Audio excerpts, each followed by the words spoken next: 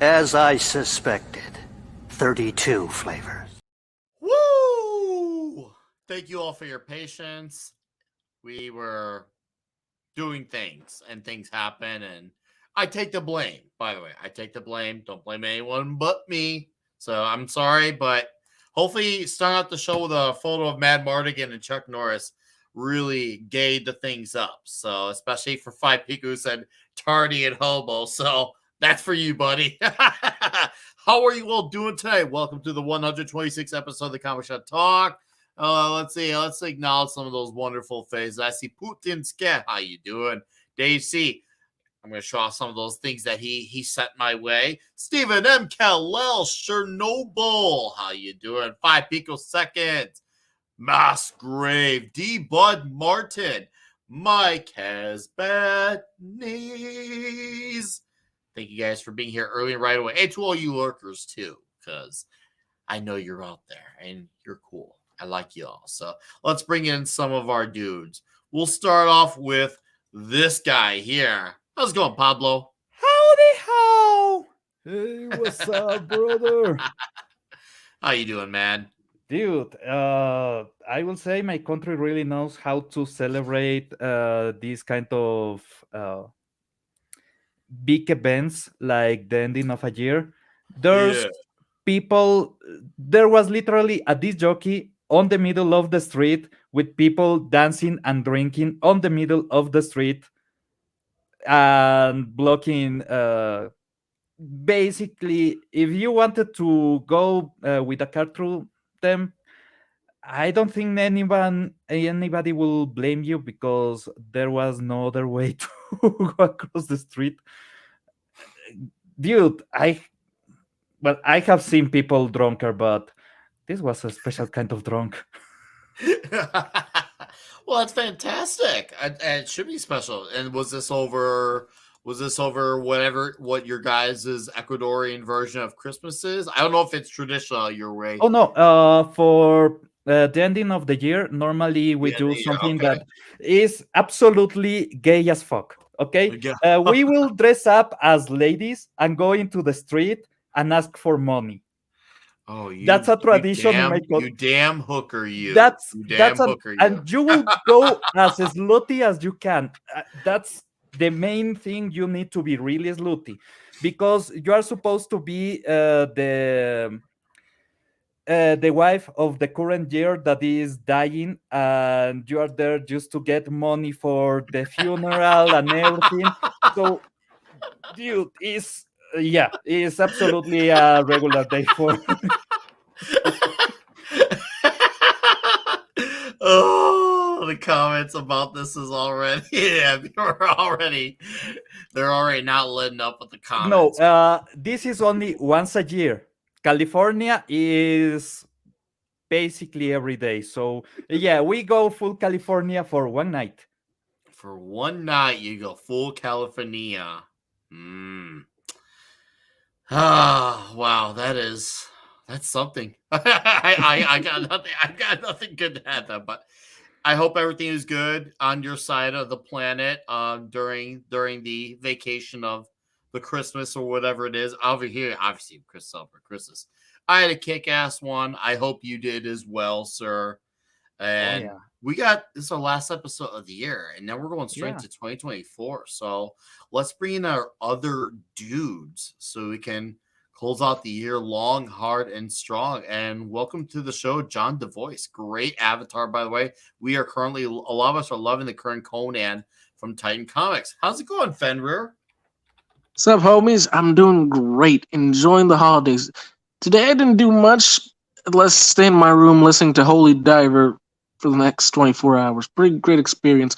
God, I wish I had pot. Well, no worries. We can get manage the marijuana somewhere. I'm sure. I don't know where. I'm It would not have made it so much fun, more fun. Just listening to Dio nonstop for the whole day. Just God, this is starting to go. Okay, my Christmas was great. New Year's Eve seems to be opening to the great stuff, but I fear next year's going to be as stupid. At least we have good comics to read from the Rippaverse. Yeah, so let's all have fun with that aspect. Yes, we do. Indeed. No, hey Fender, thanks for being here. I hope you had a great It's always a holiday pleasure, Nick. on We've your been at this side of the for legend. how long? Oh, 4 years dude. by now? No, it actually hasn't been that long. It's been, I mean, hey, I'd say I was like 2.5 16 when you years, guys something like first that. joined. Yeah, 2.5 I'm years, something 21 like that. today. You're 21 too, dude. Shout out to you, man. You are very, very, very legal as of today. So that's quite amazing. Yeah. That's what I like to hear, dude. Okay. I was gonna bring in another dude, but I have to acknowledge this.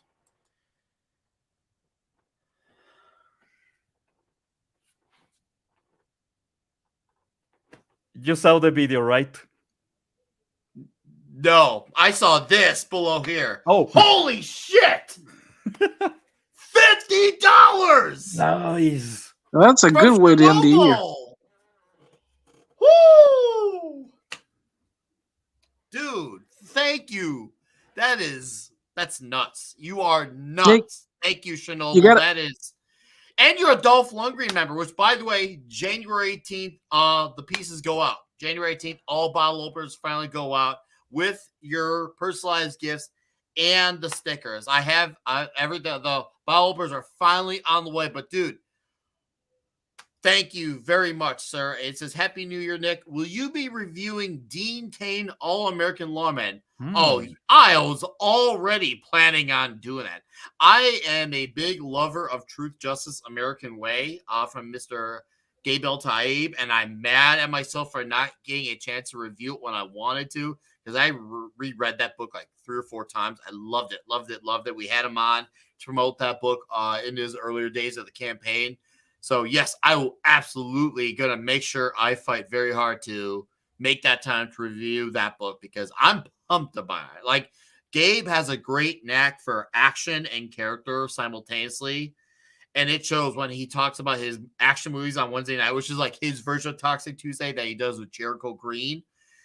And I'm like, okay, I could see where he gets his flair for action from. It all makes sense. So, yeah, I will be reviewing it. Dude, thank you very much for the $50. That is a very, very, very generous number. And what's up, Joe Dog? I see you here as well. Wilbur, what's up? Hello to you. Carbon Dioxide, how you doing? And Tim Hayes, hello. All right, let's get these other dudes in here. How's it going, Common Nerd? Sorry, I'm sure you can understand why I had to hold off. Oh yeah. You gotta acknowledge something like that. Yeah, shout out to Chernobyl. Thank you. That was very kind of you. Very kind of you. Yeah. No. Everything's going good around here. The kids had a good Christmas. We're currently on baby watch right now. My wife's scheduled to be induced on the 4th. We'll see if she lasts that long or not. But yeah, so we're currently on baby watch right now, and I'll be hanging out with you guys for a little bit until you guys get ready to go to the Alphacore thing, and then I'll pop off and let you all enjoy your spoiler-free review of that one. But I definitely want to make sure I came on here and congratulate everybody. We're starting off spoiler-free and then going to the spoilers. So there you go. Hey, we're gonna we can spoiler. We can spoil it here. I put on the thumbnail that it is spoiler filled. Oh, great! Then I can take a lot of the barriers out. Fantastic. Yeah. After I leave. After I leave. After you leave. Yes, after you leave. But no, man! But I wanted to spoil it for him. I wanted to just. I will treat you like we treated the wolves of Colorado. Do you understand me? Do you know what that means? Yeah, I know. No, worth it though.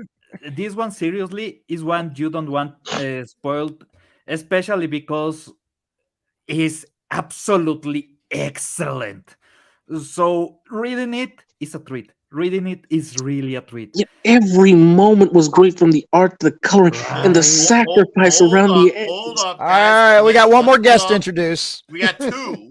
Oh, two. We got two. So, but I just want to say, Common, I'm looking forward when the next baby arrives. You are a very productive man, and I appreciate that about you. And then there's the Iron Caster. You know, you guys wouldn't believe the conversations we have behind backstage because, like, he spoiled us about how he's named. You're making it sound really gay when you say it. I mean, look, Common Nerd is telling us all about how he didn't want to. I'm gonna go ahead and spoil this for everyone, but he didn't want anyone to know this yet. He's naming the new baby Isom. I would. You know what? It's a girl. Well, that's the problem. It's a girl, and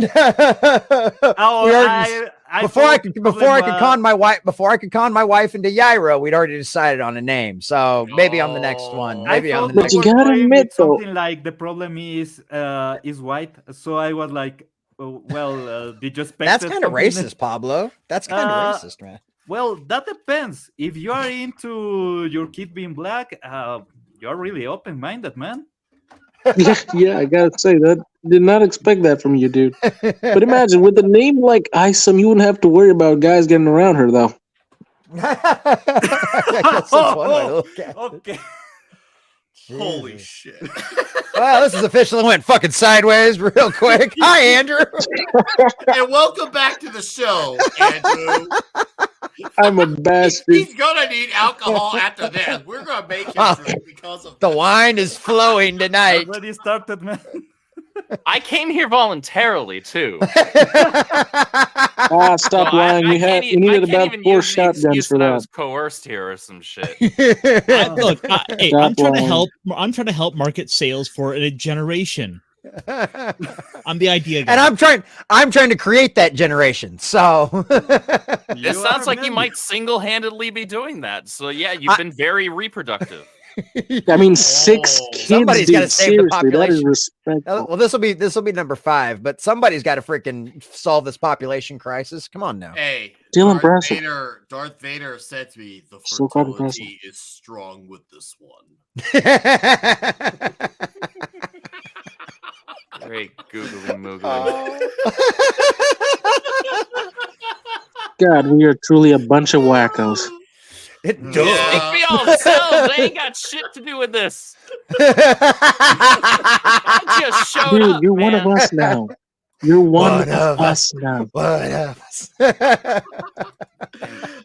We corrupted you long ago.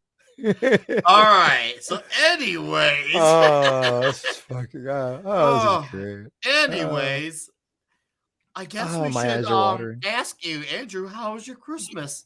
I missed you around here. How was your Christmas? It was pretty good. It was pretty good, man. It was nice and low key, which is exactly how I like my holidays. I had to refrain myself from doing work things because I love my job, and sometimes on days off I'll still do things because I just kind of want to. It's no expectation that's placed on me. I just kind of end up doing it anyway. Eric even sometimes has to tell us, guys, stop working. You don't need to be working today. I'm like, well, I believe it. And that's when I get to respond with, well, you're not the boss of me. Well, okay, maybe you are. Actually, you are. But I got to do some creative stuff over the holiday weekend, so that was pretty fulfilling, and it was just a good relaxing time, man. I did end up taking, for the most part, a couple of days off, just to relax, focus on my own creative stuff, and I've missed being here. This is whack shit crazy as it is. He loves this. Thank you. He left that mark on That's him. a strong word, man. Strong word. So, Mr. You're still here, aren't you? You kept coming back. If that's not love, I don't know what it is. Before we get to Alphacore, and I want to acknowledge a few new faces and, of course, familiar faces. What's up, Bull Rush? Dominic Powell, how are you guys? I want to give a special shout to my buddy Dave C. Has been a listener of the channel since I think maybe 200 subs. If I'm wrong, dude, if it's before that or even after that, I apologize. But I do know he was definitely one of the guys who was here when there was like 3 people watching this show. And the dude shipped me a mega huge box of comics, and he sent me this thing, this giant like freaking drinking horn, which I'm currently in the midst of getting set up for future shows. especially on days where I don't work the next morning. I'm going to drink out of it. It's going to be great. And there's going to be some really wild comic shop shows in 2024 with this thing. And trust me, it will be used live on stream. But our man here sent me some really, really badass toys because toys are awesome. And one of them was from the movie Sin City. And I was just like, yeah, Marv. Yeah. Read the book, never saw the movie. Well, I actually really enjoy the movie. And also, we all know I'm very well documented to be a Booster Gold fan. Hell yeah. Wow. Unlimited, Hey, baby. look, it's Green Lantern. That's like finding a wild mythical Pokemon. Dude, shiny on that top of it. Straight up, a real life Booster Gold fan. There's a real life Booster Gold figure. And I can't wait to get this in my hands and take it out of the box. But I just had to show this off because anyone who watches seriously, dude, taking it out the box kind of takes out the value. I don't care. It's he wants to play with his toys, and I'm not getting rid of this Booster Gold. Anyone who's on here knows I'm a very I understand the love of playing with the toys, but come on, fan. Certain things. Just as a heads up, there, be careful with those pants because that gold plastic is deadly. Oh, to toys. Really? Yeah, gold plastic syndrome is a whole thing. Okay. Oh, what? It becomes Rubs green off very and quickly. deteriorates the plastic. Are you Well, talking about that? I'm a No, it becomes incredibly professional. brittle. I'm a professional when it comes to getting toys out of the box. This is one of the perks of being a dad. You have to learn how to be good at this, especially for toys that have like hair on it with long hair. You gotta make sure you don't cut the hairs off. I've had to make sure. Trust me, I get it. I've got enough statues on my shelves to. Also, to you attest know. to that. So yeah, I got to be extra careful. Them long flowing locks. Exactly that. That's Heal up exactly Booster right. With his own hands. Wow. Mm-hmm. He's Booster gonna give gay. me. Yeah, he's gonna give me some gold with that booster. So. Giggity. Gay. I was gonna say, I feel like this became Toxic Tuesday all of a sudden. Real fast. Really fast. But Daisy, yeah, he sent me a giant box with all these things. And I just want to say thank you, man. Absolutely awesome. And very thankful. And yeah, it was just cool. Also, I got some great Superman hardcovers from him as well. It was just awesome to get this huge box. Like, the dude freaking hooked it up fat. I'm like, this son of a bitch. When we meet in person, I'm gonna have to buy him the most gigantic just pizza. Just I thought you were about to say you were just gonna like make out with him or something. That's how gay this has gotten. Oh, I reserve the rights to that for our buddy Geary, our buddy Geary from Pop Culture Minefield. Geary, he has a back door, and we leave that open for him to do. So. That might not have been the phrasing you wanted to go with. Yeah. Yeah, Nick, is there something you can tell us? That's Gary's problem. That's what. It's Gary's problem. I'll let Gary deal with it. Yeah, but you mentioned it, though. I did. But, I'm going to pass it off to Gary. He may not be here, but if you're out there, Gary, listening, it's all yours now. back. Yes, I'm not the only one that was like, whoa. It's pretty gay. All right. Pretty gay. Phrasing. All right. So long, gay boys. See, D-Bud knows. He understands. He understands. Yes.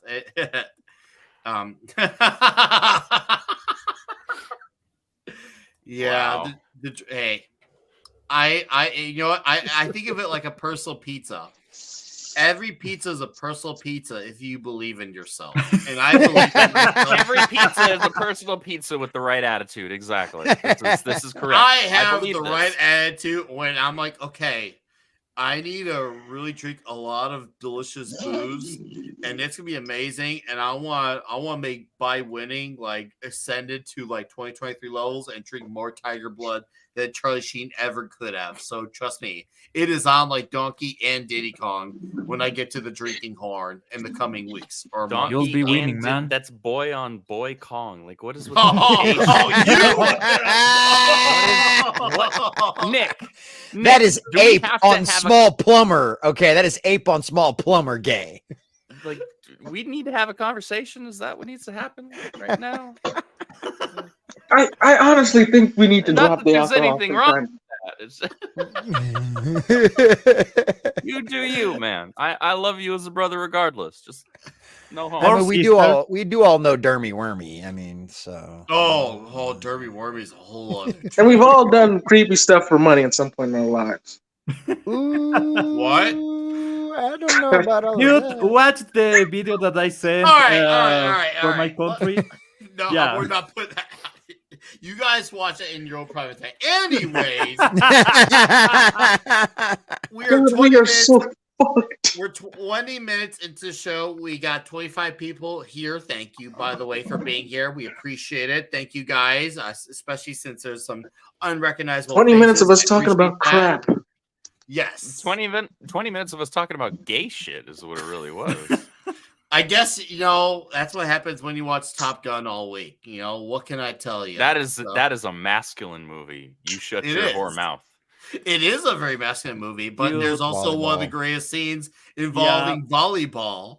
One of the most homoerotic scenes. The most masculine movie? No, Top Gun was pretty gay, if you think about it. Oh yeah. No, we're not debating this. We're not debating this. No debate on this. I will take you to a kill shelter. I mean, the whole volleyball scene alone was pretty gay. Welcome to the shit show, ladies and gentlemen. Fuck me. All right. Seriously, look me in the eyes, Andrew. Look at me and tell me that was not gay. Unless you were getting hard during it, then that's gay. No. I was not, but it's just the scenery. It was clearly trying to get the attention of some certain types of men. They're Navy. What did you expect? How focused? Oh, there comes the gay Navy joke. Dude, that's so cool. Sure, the Navy, they're clean. They dance all the time in the poop deck and in the cockpit. Oh my God, they really are gay, aren't they? It's a good thing Mad Mardigan is not here, because then this show would have gone even deeper. We don't. Jesus Christ! It's been 22 minutes. Let's just get to the damn point. All right. The point of it being deeper, or what? God damn. I mean, I'm talking about the deeper meaning inside the comic. Mad Mardigan wears John Claude Van Damme. Listen, I don't need to see a freaking third-degree burn victim on the screen right now. All right. Oh God. I've been on enough streams with Mad. My eyes and my brain have been scarred enough as is. Yeah, he'll do that. He'll do that. Oh, he will most definitely do that. All right. He's fine with the disses because he's used to burns. All right. Okay, enough with the crap. I can't take it anymore. Do you want to be here for some of the spoiler-free talks, or no? Or do you want to bow out now? I'll just go ahead and bow out now because I think I've already laughed about as hard as I fucking can. Oh my God. But yeah, no. Had your fill of the gay jokes. Is what it is. I'm definitely full. He probably needs a shower already after this one. He's gonna need a shower after this one. He's like, I need a shower now. I was only out here for 23 minutes. Like I was gonna scrub. It's gonna be like that Jim Carrey scene. Soon to be 24 minutes. We haven't yet talked about. It wasn't a gun. It wasn't a gun. Oh, that fucking movie! You could not make that today. No, you really couldn't. God, no. You really could not. You should, but they would never. No. You have the money on the ball, you can. But right. Common, go ahead. I just wanted to, before I bowed out, I just wanted to congratulate Andrew and everybody else over at the Ripperverse. You guys have done an absolutely fantastic, amazing job. I cannot wait to get my hands on Alphacore. I know you guys have all really enjoyed it. I know you had an absolute blast working on it and every other project that you've been involved with over there. Like I can tell that every time I talk to you about it. You are truly a guy that absolutely loves what he does, and like there is no better pleasure in life than finding something like that. So I'm very happy for you guys. I'm glad everybody had a great Christmas. Congrats. Keep up the great work. I know you guys are going to continue to kill it and continue to crush it. I cannot wait to see Yaira. Yeah, can't wait to get a hold of my. So I'm gonna go play some video games and go la la la la la la la la la la. Well, you guys have all kinds of fun with this and have a blast. Everybody on this panel, my brothers, I love you. Andrew, yes, you are one of us at this point. You can't deny it. I don't care how much you want to. You can't deny us no matter what you want anymore. Everybody touched him too hard, man. You touched him too hard. Y'all, everybody out in the chat, you guys are beautiful. Y'all have an absolutely wonderful, wonderful, wonderful, wonderful New Year. I will see you guys all very soon. And if you guys get bored, you still owe me $50 though, remember? Shut up. Yeah, I don't owe you shit. Shut up. You so owe me. If you guys end up, if anybody gets bored after this beautiful conversation's over, I'm going to be live streaming over there on my Kick, which finally got monetized. Nice. So finally, we did we did that. We did that 24. Oh yeah. We did that 24-hour stream last week. Thank you, gentlemen. You did a 24-hour stream? He did. Oh yeah. Yeah, I did a 24-hour for coming on 4 years, and I can't bring myself to do a stream that long. It was actually ended up probably being like 25 or 26 hours because I started drinking red wine at about the 23-hour mark, and then we just kind of kept going, and I don't really remember the end of the stream, but that's okay because we crossed the 24-hour mark, and we crossed that 75 followers on Kick we needed, so that was the goal, and we had a great time playing Dress Up Tiny. So if you guys missed that, go back and check that out. That was her idea, by the way.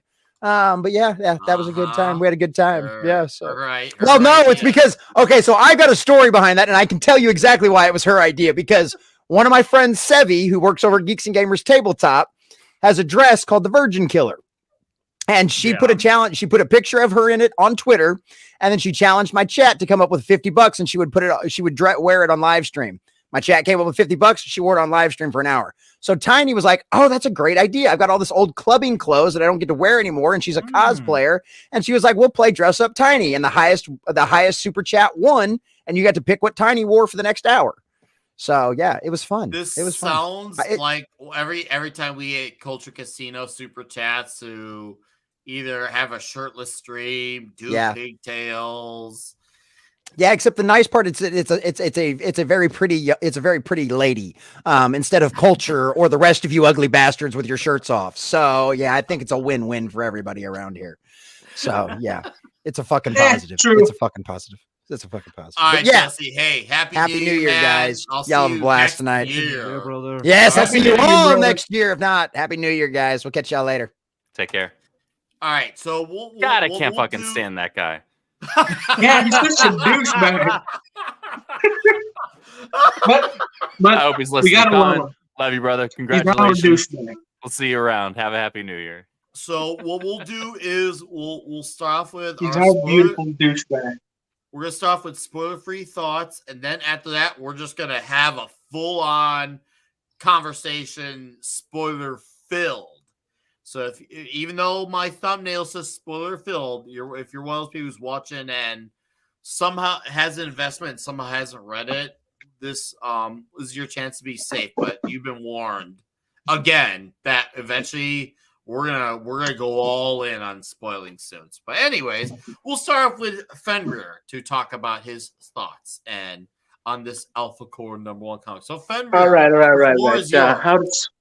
How to speak without opening the spoilers. Okay. You know, I'm a very strong-willed, open-minded son of a bitch who just jumps at the gun without thinking twice. So, crap, it's so hard to keep it in. Whoa. Pains me. All right. Okay. I enjoyed the opening, the action-packed opening. We haven't seen a lot of those recently in comic books. Oh, crap. What else? Shit, I can only spoil. God. Okay. Bottom line, I enjoyed the story and the great exploration of the world that Eric is building. I enjoyed this. What they showed us of the Alphacore, who they are, and what they basically do, and what they're trying to build up to, which I really hope becomes something very big. We had an introduction of great, interesting villains that are clearly homages to old things of the old. If you actually look at them right. And just think about it a second. They're clearly an homage to something of before. Okay. And there's a scene at the end that I very much enjoyed that I can't exactly spoil now because I'm not a douchebag. But But I enjoyed this book. It was action packed. Never mind. Go full Go on. Finish your thought. Yeah, let the man finish his thought. Mainly the thing that I enjoy about this book is that it's fun. It's action packed. It doesn't stop for giving you about 20 different pages and 50 panels of douchebags in a restaurant eating food instead of being superheroes. It's great. Hallelujah to the people that did this. Well, you can thank the legendary Chuck Dixon for that. Indeed. But I thought in order to be maybe a comic book, you had to have 3 pages of talk about our feelings in a cafeteria. No, that's the CW. No, that's for Pansy. In the old times, we used to have a lot of complaints with anime like Naruto because they had these huge episodes of just talking, and somehow the comic book industry took that and said like, yeah, I want that. Yeah, but you see the difference between those and this is that those at least had moments where they talked with action, or the information was very important that actually assisted on the building blocks of the story. Those are usually character moments. They're not. We're going to sit down over, food for 6. Exactly, and a lot of those conversations were done mentally through the characters' thoughts, which gave us a good impression and view of their mentality and how they normally think things, which is great. Will that be all, Fenrir? Do you have anything else you want to... Before I... Dude, I've been holding in as much as I could. If I open my mouth for another couple of minutes, I'm either A, gonna somehow magically teleport to your houses and steal your fridges, or B, I'm just gonna spoil it for everybody. So let's just drop it and just go. You're lucky I'm gonna drop it, because if I was someone who was listening to this stream as an outsider and I arrived while you just said those last few sentences out of context, it sounded like a really gay thing. Yeah, I mean, I live in a second. It's not gay. State, okay, can we stop talking about gay shit? Work well. All right, let's acknowledge. For God's sakes, it's like we're some kind of rainbow brigade. 10 memberships.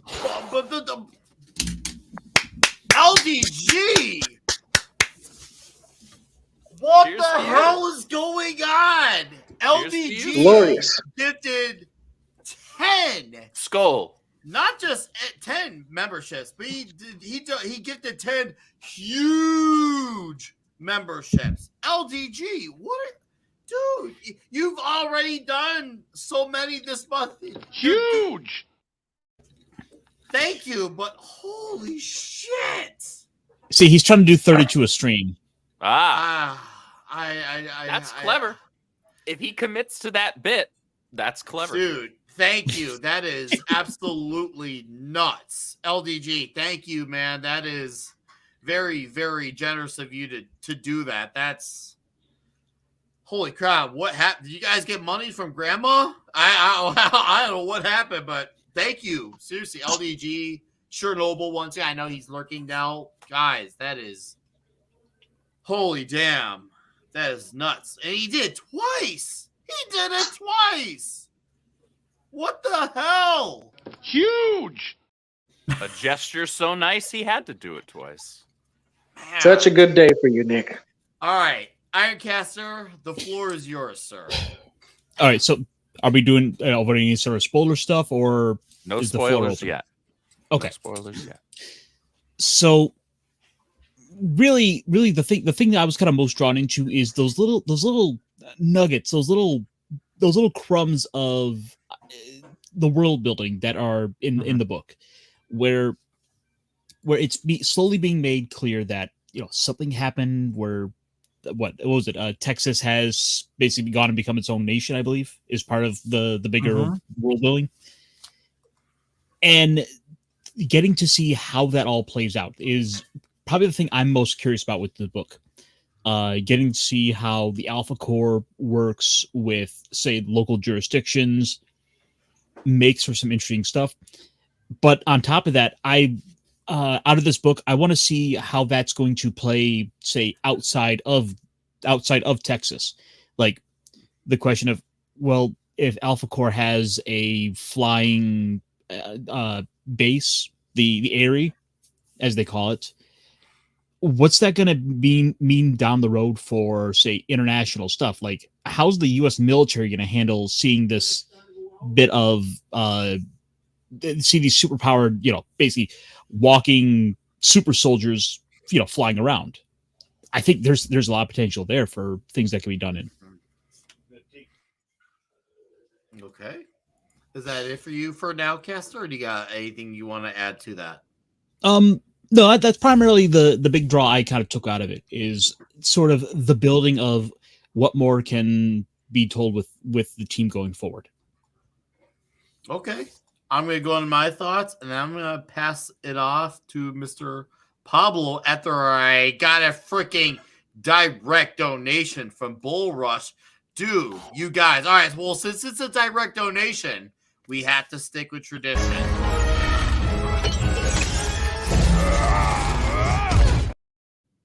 And Bull Rush with a direct donation of $5 says, how many issues of Alphacore until we see Solari and Valdez in bed? Ooh, he's getting saucy. Well, that's you a won't question find for content Andrew. like that in our books. All right. Sorry, Bull Rush. I guess it's just not going to happen, man. Our books are going to get geared towards older teens. We'll have some that might be a little more mature, but not in that way. So I think that makes sense. You can expect to not see explicit sexual content in our books at the Riververse. Okay. Thank you. We'll save that for the shippers to do online. Oh, don't give them ideas. Shippers are fucking fandom cancer, man. Yeah, they are. So, and that's saying a lot, considering how that fandom and toxicity, all that stuff. Yeah. Anyways, my spoiler-free thoughts, because we're still giving people a chance to hear spoiler-free thoughts. Obviously, I did a video and I kept it spoiler-free. I could have gone on for 4 or 5 minutes about spoilers, but I did because I want people to I wanted to sell people on the book because I really enjoyed the book, but I really liked how fast-paced it was. That was a big thing. This book was like an adrenaline rush of fun, and there was a lot of action, and I like how all the characters, once again, are all distinct. They all have their own personalities. You see what makes them happy. You see what makes them mad. You also have very effective villains in these books too, as well. I really like how effective the villains are. I thought that was a really cool story. I would dare even say, and this I mentioned in my video, it's kind of slightly topical, almost comparable to Mark Miller's Civil War in a sense of what is the line of what heroes can or cannot do. I'm not going to put in the context of what exactly is, but there is a bit of a time. It's not where it goes full on political, where you have to like choose a side or it hammers the nose on one side. But it asks questions. Let's just say it's supposed to ask questions and lets the reader decide what should be done with these challenging decisions that go on, especially when you got XFs who are involved. You got the humans who respond to it, even though some of the humans have a very certain slanted position on it. I thought that was really cool, and I thought that was really challenging. I love it when books kind of challenge you to say, "Oh, wow, that's a thinker." That's really cool because, yeah, it's still entertaining. It's still an entertainment book first. It's just the thinker is more of a secondary thing. And I had to say, man, Joe Bennett, his art was woo. I've seen Joe's art for a long time. So like I'm obviously his stuff. I'm very seasoned in how I've seen this stuff. But man, he's the only reason why Immortal Hulk was selling over at Marvel for a while. That's why I hung on for as long as I did before I dropped it.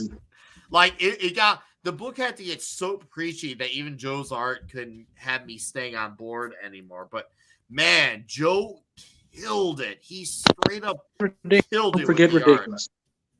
I loved it, and I also love how heroic everything is. Chuck Dixon calls it the blue sky universe. He is correct in that assessment, especially someone like me and like my buddy Klobby. We're guys who are a sucker for that type of environment. We like the blue sky thing. We like the hopeful world. You like Golden Age and Silver Age type stuff. Yeah. That is love for guys like Klobby and I. To this day, like, Breaking the that Bolt is my favorite that because of the is Hulk piece. our fix right there, 101. And of course, I do like a good amount of stuff from after. But if you had to pin me down and say, "All right, Nick, you're gonna die. Which age is it?" I'm like, "Gold and silver, gold and silver." It's gonna be one of those things. So this book really has that feel of optimism. I really like it, and I really care about the characters. So those are my thoughts on the book, and I have to acknowledge this before I pass on to Pablo to share his spoiler-free thoughts. And Mars Monkey Max for $10 says, "Listen to this. I don't give a shit what other people pay. This is my donation." Thank you, Mars. Channel member, and he still gives a super chat. Thank you, Mars. Hey, appreciate you hanging out, man. Thanks for being a frequent on the channel, whether it's the videos or the streams. You're a frequent supporter, and I appreciate you for your time and dedication. So, all right, Pablo. Oh, I will buy pizza for me and the family. Trust me. I want pizza now, son of a. Oh, dude. Pizza for everyone. He does this every single stream. He gives us the hunger for pizza. I'm gonna get pizza on New Year's Eve. That's my thing. I either get pizza or Chinese food on New Year's Eve. Oh, and maybe for one of Dude, I've had a what lot of Chinese food? You're only gonna get hungry 5 minutes later. Hold on. What about not Chinese if you food? order the right Chinese food. I don't know what the hell you're ordering, but that is a cat tail. Yeah, that's funny. We're talking about Chinese food and the cat shows up. Maybe it should be running away. Oh, come on, Kitty. Freaking Mushu pork right there. Yeah, meow shoe is what it is. Maybe for one of the Yaira streams, I will order a pizza on stream. Especially if like there's like a certain number that gets hit for like, you know, campaign goals. I'll order like the hugest, most deliciously greasy, cheese dripping pizza. Just why? Because why not? We'll find out what exactly Nick does order on his pizza. I'm not really all that. It's gonna sound weird, but I'm really not all that exotic when it comes to pizza. I dare what I say. I'm maybe even kind of lame. Kind of lame is My better than putting God, pineapple man, don't on. tell me you take pineapples. No, No, that's sacrilege. That is sacrilege. No, Okay. So you can put basically anything else on it if you agree with that statement. I have a very Dave Portnoy position on my pizza. And I say this as someone who is a shameless carnivore. I love a good, solid cheese pizza because to me, the toppings, whether it's sausage, jalapeno, pepperoni, garlic, I love all those toppings. I think they're great. But to me, those are like an enhancer. They're like the icing on the cake equivalent. To me, to know if a company truly has a good pizza on its own basic merits, it comes down to the very basic ingredients: cheese, bread, and sauce. If you can nail the very basic ingredients of a pizza, your pizza's the shit, and all the toppings you're gonna do is make it a great pizza even better. So I'm actually a big fan of plain cheese pizza, and I see that once again as a shameless carnivore. But all right, Pablo, I'm going on too long now, and you're waiting to talk, and I'm sorry. So go ahead and talk about Alphacore and your spoiler-free thoughts before we have a spoiler-filled conversation. First of all, if it cannot be grown on Italy, it doesn't go into pizza. That's the law. Okay. Look, you gotta find a couple good filter toppings that are gonna make sure no one wants your pizza, so that way you have more. That's my theory. Homemade buttermilk fried chicken. Ooh. Oh, you know, I actually have a clip for that. Try the sauce. I'm soaked in it. Oh, I could lick you all day long. And yet, Mike. God, I'm getting so hungry right now. I thought you were getting so hard right now because we were super gay in here a little while ago. So I'm glad you clarified that. You saved it. World is paramount. Oh man. Eddie, we jumped from comics to pizza. God, we cannot stay on point for too long. Pepperoni and green olive? No, not green olive. No, put black olives on it. Black olives. My daughters actually love black olives on pizza. Yeah. Oh, well, I like supreme pizza, so I like some pepper. I like some mushrooms, some black olive, onion. I prefer mushrooms, no olives on mine. That's fine. You can be wrong. Pepperoni. Give me some sausage. And like mushrooms is Supreme. Just although olives beats anchovies, though. I freaking hate those. Anchovies is the other thing that doesn't belong on pizza at all. No, under any Italian as fuck. Well, yeah. I don't give a shit. The Italians can be wrong too.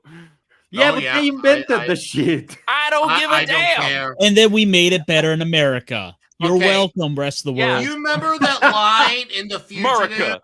The Fugitive, when Harrison Ford said, "I didn't kill my wife," and Tommy Lee Jones is like, "I don't care. I'm Tommy Lee Jones when it comes to anchovies. I don't care." No anchovies. No pineapple. We still love you. We still love you. 5 picoseconds, I'm on your team. Well, that's you it. can We be have over a there on the wrong team. That's fine. All right. You sick bastard. You like anchovies. Pizza Civil War it is. All right, Pablo, go ahead and go into Alphacore. Okay, let me say it this way. It's a goddamn masterpiece of a setup. The way that that's a ringing start of an endorsement. Yeah. Go on. Okay, there's a couple of things that you need to nail for setting up a comic. In the follow-ups, there's certain rules that I actually want to know if at least will be follow a bit. I know there's an NDA, so you cannot say much, but there's a couple of things that I will ask about later. But for a setup, for the first issue, you need to have enough action. You need to have, if not a disposable villain, a villain that you can take down in the first issue. Because having a two-parter from the get-go is something that a lot of comics do wrong. If you cannot get somebody in the first issue with a final conclusion on that issue, you are doing it wrong. This issue starts really heavy, but the ending, man, the ending is absolutely great. And that makes the issue. The fact that you have closure on every single thing, even if it's not the perfect closure, but you get enough of a closure to know that, yeah, exactly. That the villains are clear and the heroes are doing what they must. That is enough to know the dynamics of the world. Because if you don't get at the end that sensation of the dynamics are clear, who's who, what's the position, what's the ranking on everything, you leave with questions, but that's the mystery box bullshit that we have in current days. Mystery box works for the first season of Lost, and after that, it completely lost the magic. So it's not a good way to presenting a story. This is a great way of presenting the story. You get not only the hierarchy on the, let's say, organizational level, you get the hierarchy on how they interact, how they bounce on each other, how they fight, how they agree with things, and who's the idiot on the team. And trust me, there's an idiot on the team. I work with computers. I will have that guy fired. That's second.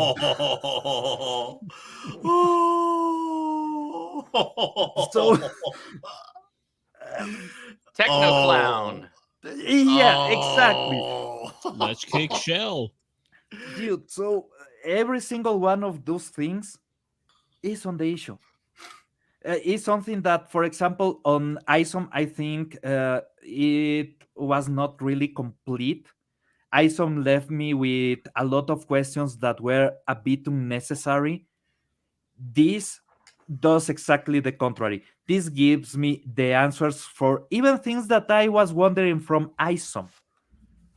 So it set up the world really, really great. As Iron Castor said, seemingly Texas is its own country. That creates a lot of different ways that you can go in the future, because you know how international relationships are, especially with neighboring countries that may or may not need a lot of resources and may or may not be under the position that your country is. So that kind of issues will present naturally. Having that from the get-go in a situation as fiery as the United States and the relationship between the different states are right now is actually a really interesting thing to do. I will say not the most kosher thing to do, but we love bacon here, so is a damn good issue, man. It's a really good issue. The length of the issue was just perfect. That was something Pull up five that Picos. That is correct. Right. I can't wait to be in Texas in March and in June. I'll be in Houston in March and Dallas in June. I can't wait. Are you going to go to Fan Expo? Oh yes, me and the comics division, the Dix division guys, we're already talking about getting a meetup going, and we're gonna do a center around the Fan Expo. So if obviously if the Gary Nerdrod Geeks and Gamers guys can do something around it too, we'll make it center around them. But the very minimum, we're gonna do something. Whether they can do something, we'll join them. But if they can't, we got it covered basically. So. We already have we're I know comics and talks and all them culture. We're having a few places that we're eyeing at because we want to do something for that weekend. We want to keep Dallas a thing. So yeah, I can't wait. It's gonna be fun, and I can't wait to eat a lot of delicious Texas food. And yeah, I want I want you to come out, man. I want you to come out, dude. So please, that'd be awesome. For anyone who did. The last Dallas meetup that we did, which obviously we had Neurotic, Eric July, actually, and Brandon and Carol were all there from first. What a fun time it was. It was probably the most hectic meetup for me because it's a lot different when you're attending shows as a fan, but it's a whole other thing when you're part of the show. And that was the first time I was part of a show because I was with Culture Casino running his booth, and it was fun, but holy, it's wild. It's like that Atlanta song. It's a whole new world. It really was. But man, I want people to come out to Dallas if you can, because we're gonna do something, and our goal is to try and announce it more than a month or two in advance. That way, for those who need more time to plan, they can plan. So that's our biggest goal for 2024 in the Dix divisions. We want to plan farther back for those people. So we're thinking about you all. If you're out there, you're like, I need more time. We're listening. All right, Pablo. Will that be all, sir? Okay. I don't know if I can even get an answer to this question, but this more. You can certainly try. Yeah. Okay. The name is Solari. So obviously, because I speak Spanish and also the meaning of the word sounds Are we a going lot to of spoilers now? The word has Latin not roots. yet. Not yet. Okay. Yeah. I was gonna say I can make my header if I need to. This is just language. Solari is a word that has Latin roots.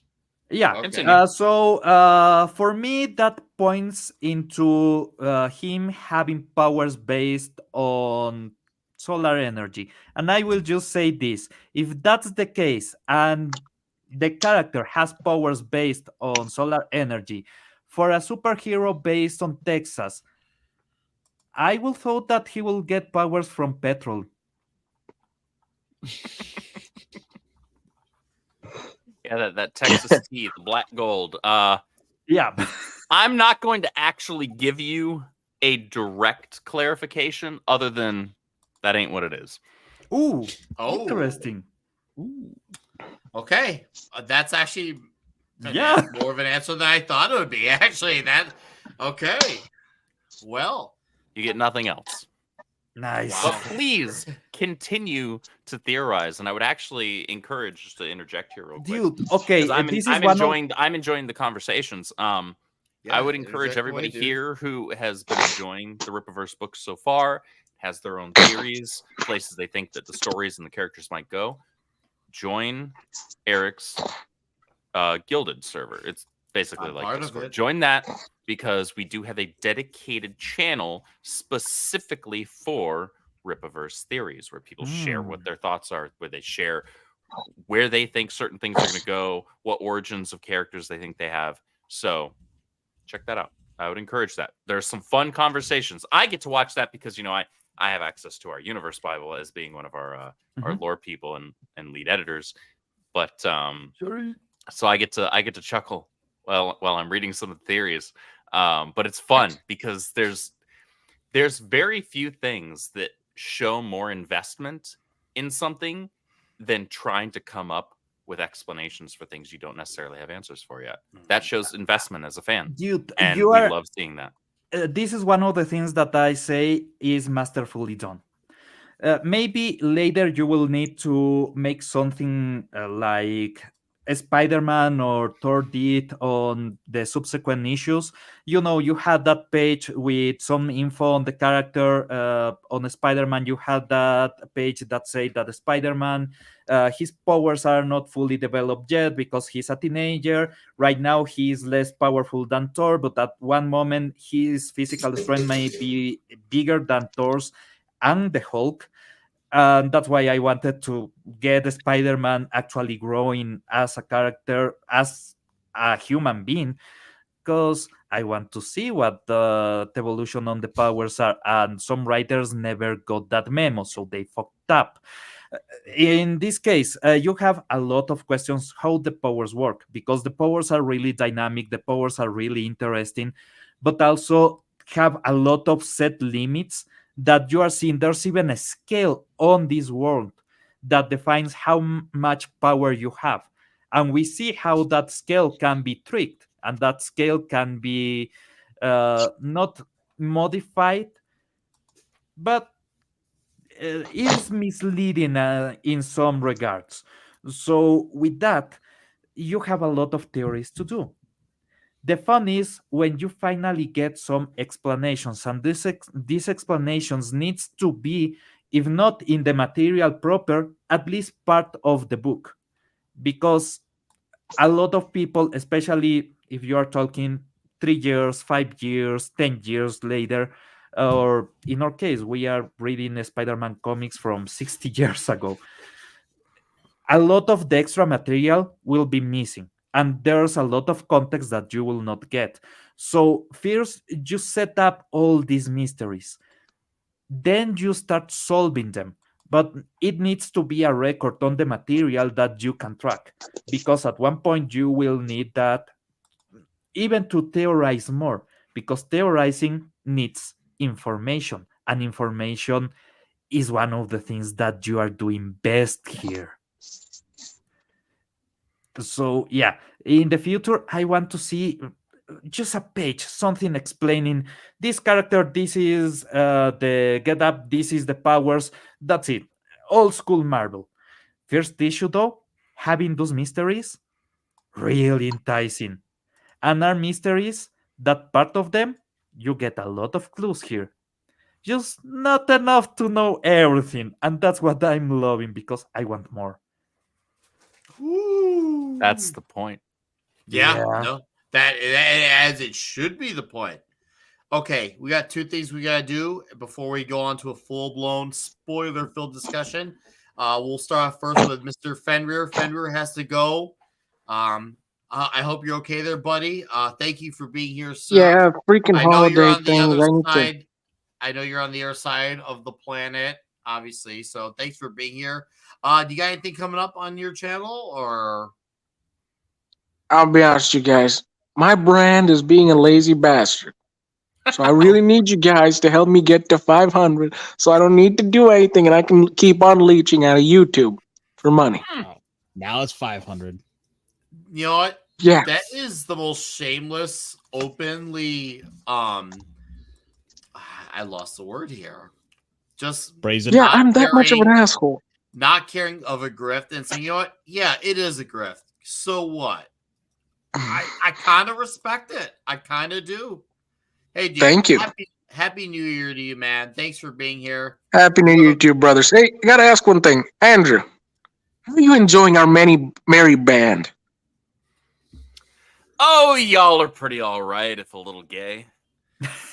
Yeah, we Just are. a little. Welcome to the family, dude. You're one of us forever now. We're gonna punch you on the way out, Fenrir. Thanks for All being right, here. my brothers. Happy Stay New Year. safe. Happy New Year's. Hugs to you all, and your families the best to you. Hope you get fed good enough. And Pablo, Common isn't here, so you're gonna have to keep the party going while I'm gone. Yippee! Woo! Peace.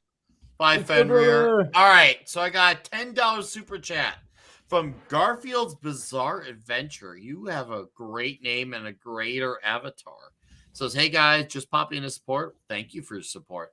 I enjoyed all the Alphacore members, but I was really surprised how much I like Brian and Ingrid. Brian's opening scene is like an action flick. Love the art. Well, you can thank his team for that. Thank you for the $10. That is fucking awesome. Thank you, And Garfield. Bizarre. yeah, that we're I think we all say we are all happy you enjoyed the book, and yeah, it really was like an action movie. It really did. It reminded me of like an opening scene in a badass superhero cartoon or a superhero movie, even. So I could see exactly where you're coming from on that. So, all right, dudes, we're gonna get into spoilers. So in the next 1 minute, and before we do, I'm gonna get my glass refilled. So you guys chat away for the next 1 minute, and we're gonna do a cheers and then spoilers. It is. Sounds good. So Andrew, I gotta ask, is there a link you can give for the Gilded that we can put out for people to? Because give me 2 seconds here. Let me actually pull it up, and I can create. I'm one of the guild owners, so I can create a link here for you specifically.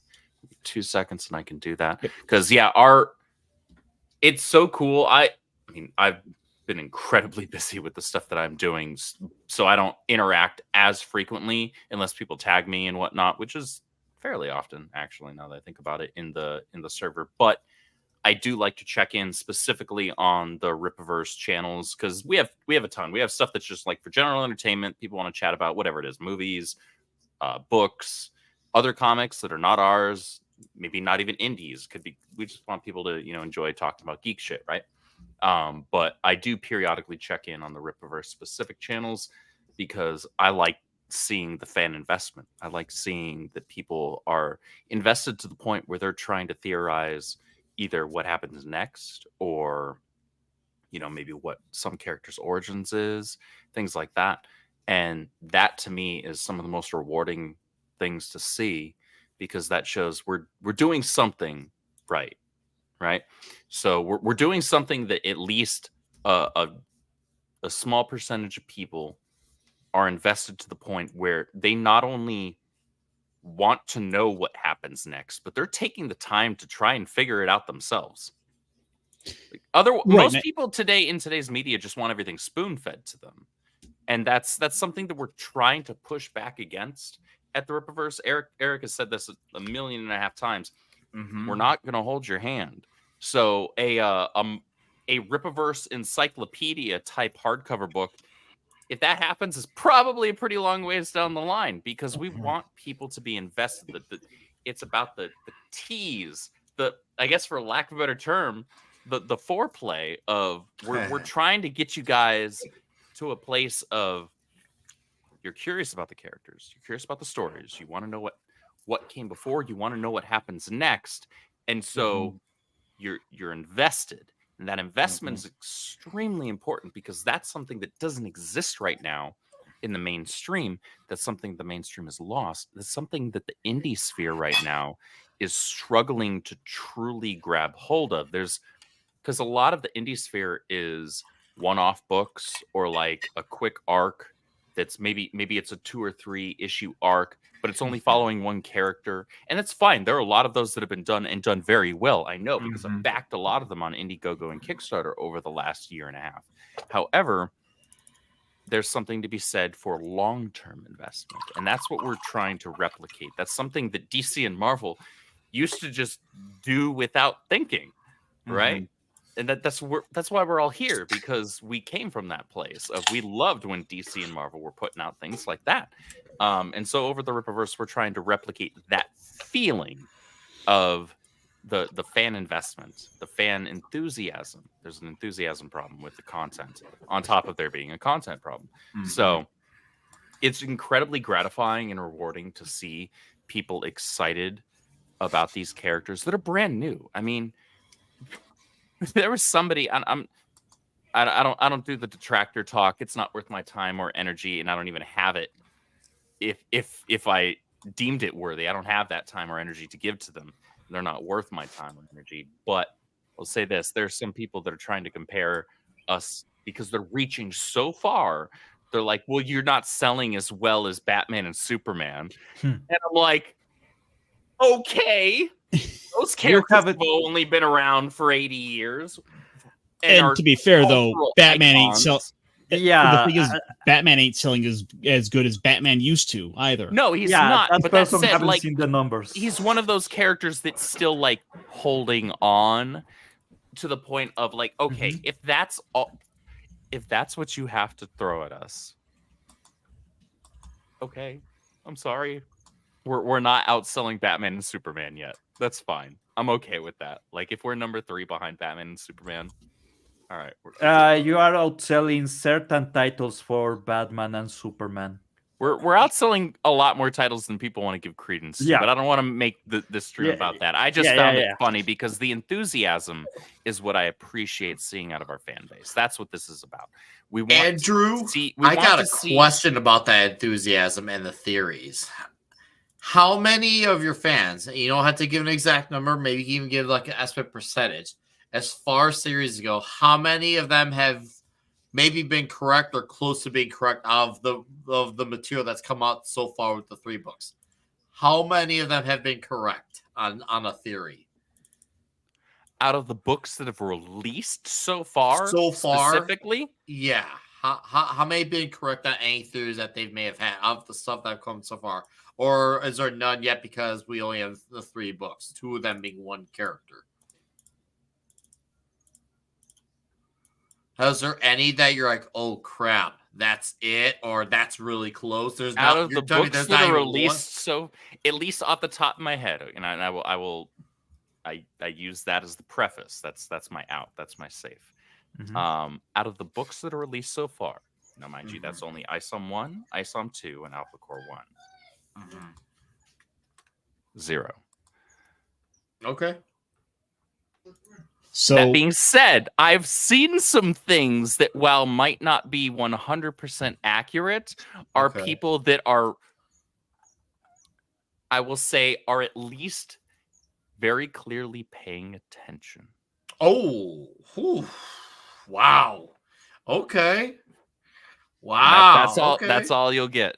That's all you'll get. Hey, and for those people out there, whether you're in the audience or whether you're watching this live or whether you're going to watch the replay of this on Nick's channel, if you leave your streams up, props to you for paying attention to what's going on, because nothing is random in the Rippaverse. Nothing is there by accident. We are being incredibly meticulous and deliberate. Things that, again, I hate to go back to this, people that are our haters that think that, oh, that this was a stupid thing. Why would you put this in the book? Well, actually, maybe in a year, you're going to find out why. You know, Andrew, I'm glad you mentioned that, because there's a saying, it was not just done in comics, but it was also done in movies, even kids' TV shows. It was called setup, payoff. And sometimes those payoffs didn't happen for 6 months, sometimes even a year. They can be subtle things you didn't even know it was being set up for. You just thought it was just a thing.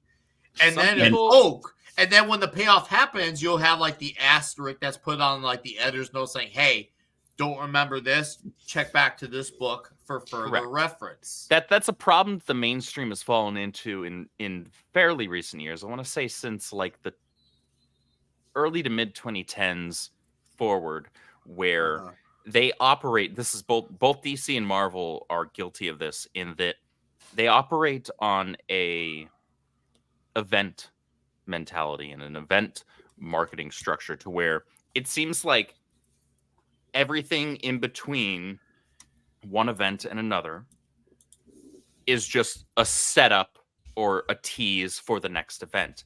And that makes it really hard to get invested in individual characters and individual stories. Because if everything's just about whatever the hell the next big crossover event is, maybe I don't actually give a shit about that. Right? Maybe I actually want to care about the individual characters that are part of the story. And we're taking our time with this because that's something that Eric and I both agree on, that just making it all about whatever the next big crossover event is doing a disservice to like the access of characters that you have to you. Like Marvel has Spider-Man, Captain America, the X-Men, all of these characters. DC, they have the Trinity, they have Green Lantern, they have the Flash, they have all these characters to work with at their fingertips. And instead of trying to tell new stories within the framework of the characters that they have ownership over and access to, they're just pushing whatever the next big crossover event is, that whatever resets the continuity or some other bullshit that until the next event increasingly less interest in. And that's why year over year they're seeing less and less sales. So over at the Rippaverse, we are really bound and determined to get people long-term invested in these characters. We want people to care. Sure, when we put out a crossover event at some point down the line, we want people to be hyped for that, but we want them to be hyped for it because it's a really big freaking deal, not because it's the only thing worthwhile to talk about. No, it makes it feel that much more special when it actually happens. I'm glad, because the only like event book that's really felt like it really was like a significant thing was obviously not a Marvel DC book in recent years, but obviously referring to Mark Millar's Big Game, because it was the first book. He's had some of his characters either acknowledged or small appearance in some of his books, but this is the first book where he had characters from Wanted, Kick-Ass, Starlight, Hawk, Empress, Reborn, etc., Nemesis, all in a big thing. And he did that in some 20 freaking years. He did that, and it made it feel that much more special with Big Game. Oh, yeah. And can you imagine if you're that Mill World fan who was there since Wanted or Kick-Ass? You probably felt like, holy crap, this is all happening. That has got to be the best feeling in the world, to be that really who was there then. Say, I remember when this was new. Here it is now. It makes it feel like, holy crap, this really is something special I'm holding on to. And Big Game had a lot of discussion going on around as far as the, I guess you could say, bigger, more mainstream comic atmosphere. And there's a reason for it, because that actually felt special to have all those characters interacting, being in the same room, battling, etc., etc. It really does make that difference when you let these characters grow on their own, flesh out throughout the years. And he took a chance. He took a shot that took a long time to take that shot, but he hit the target. And I know when the Rippaverse builds to those books, it's going to feel that much more special, and it's going to make you care when it actually happens, right? It'd just be the event book that's going to change the universe until the next event, which basically means nothing changes. Yeah. It's just buzz turns just for the sake of buzzing. Okay, I got 2 super chats to acknowledge, and I don't want to wait on them because they're very, very good guys. And the Gilk Man, my buddy Thomas Gilkey, for $9.99 says, "Hail, I really like the Rippaverse. I like the characters, and I find them to be fun. I've gotten all 3 books so far and not stopping with supporting Rippaverse. Shout out to Thomas Gilkey. Thanks, man. Good Gilk Man, we appreciate you. Hopefully, I hope you had a good Christmas, and I hope you have a great New Year, sir. And then Garfield's Bizarre Adventures, again, dude, thank you, says, what would you guys say is worst storyline comics in the last 5 years? Oh, that's a show in itself. That's way too many. Ain't nobody got time for that. All right, I hate. What has Marvel put out lately? That's the easy answer.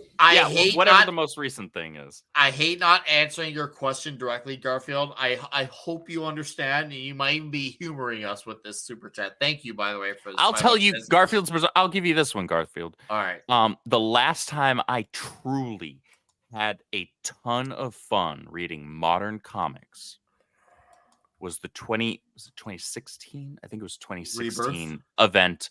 Well, actually, no. So it was further in. I think it was 2018. So Dark Knight's Metal. Okay. Over at DC. Oh yeah. That event was fun as shit. The follow-up to it, though, Death Metal, was hot garbage. But Dark Knight's Metal, I think it ran like late 2017 to 2018. I remember it was like 6 issues. Snyder and Capullo. That event I remember that was fun as shit, and I cannot remember the last time I had that much fun reading modern comics. The tie-ins were actually good to that too. Some of the tie-ins were really good. Actually good. The sad part to the sequel, Death Metal, is that the tie-ins were really the only good issues. Oh yeah, the Lobo issues was one of the only good things that came out of that. For me, it was all Speed Metal.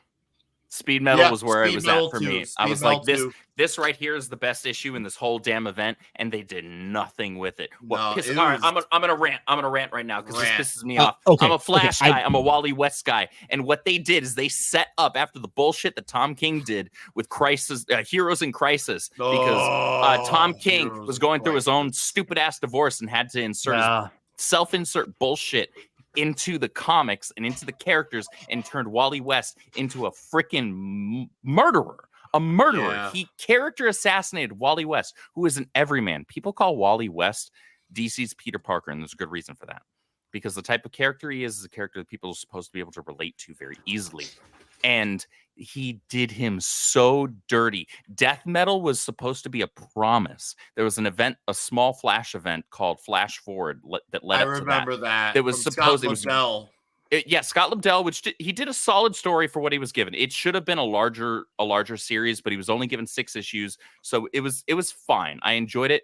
Brett Booth is one of my all-time favorite artists, and his art was gorgeous every single panel. Brett Booth's art was good. I liked it. And what happened was they set Wally up to be this big crux of what was going to save the DC multiverse, right? And then they did absolutely fuck all with him in Death Metal. They did nothing. Absolutely nothing with him. And I was like, are you serious right now? You had an opportunity to win back the good graces of so many fans. And instead, you did nothing. You were handed a win and you chose to throw it over your shoulder with both hands and instead took the easy route of just making one of the DC Justice League Trinity the main character of the event to save the day again, because we've never seen that happen ever. God, that pissed me off so much. That was the beginning of the end for me with DC Comics. Because Wally West is my favorite character in comics of all time. Mm-hmm. And when they did that, I was like, you put me through Tom King's bullshit over here, and then you told me, oh, we're gonna fix it. You did nothing. It's like, fuck y'all. As for the just real quick, to answer the question real quick, I think probably one of the worst stories they've done Marvel wise was the Krakoa era of X-Men. I've heard absolutely yes. Jonathan Hickman is overrated as shit, and he huffs his own farts. That's the kind of writer that he is. Well, that goes for the whole industry right now.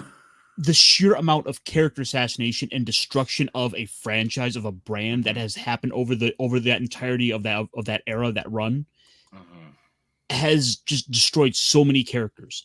They to the point where they got rid of the concept of death for the X-Men. It didn't matter anymore to anything because we can just poop them out of a new pod.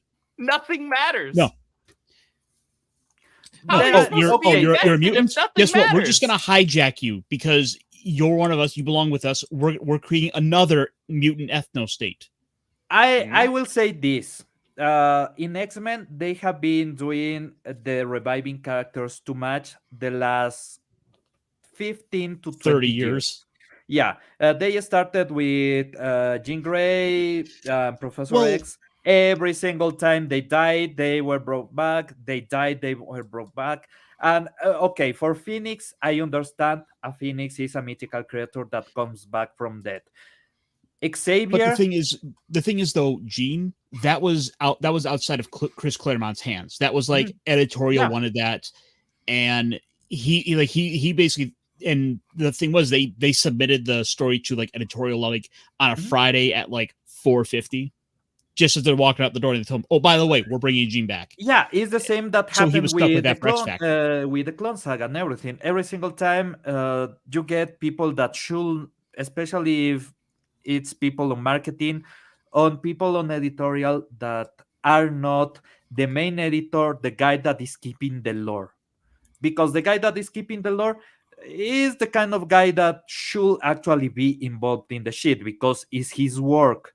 But marketing and most of the editorial department have nothing to do with any of the stories. They should not be mandating what you should do with characters and which direction you should go. You were talking about events. Events should be a reward, not only for the customer, but also for the writer.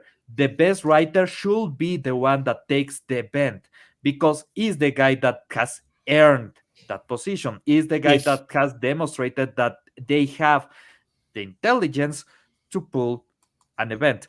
It's the same in any story. You need people that have the skill and also have the temperament, maybe, to tell the departments that should not be involved, shut the fuck up, because that's necessary.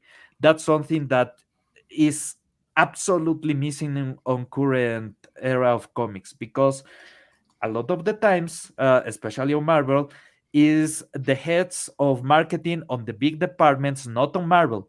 I'm talking people that work on the Disney marketing department that has nothing to do with Marvel, that call, hey, we need a couple of issues for this celebration of LGBT or whatever. And it's like, dude, you should not be compromising whatever you are doing. Do you remember the COVID special? You should not be compromising the integrity of your comic because the company needs to get in good grace with anybody.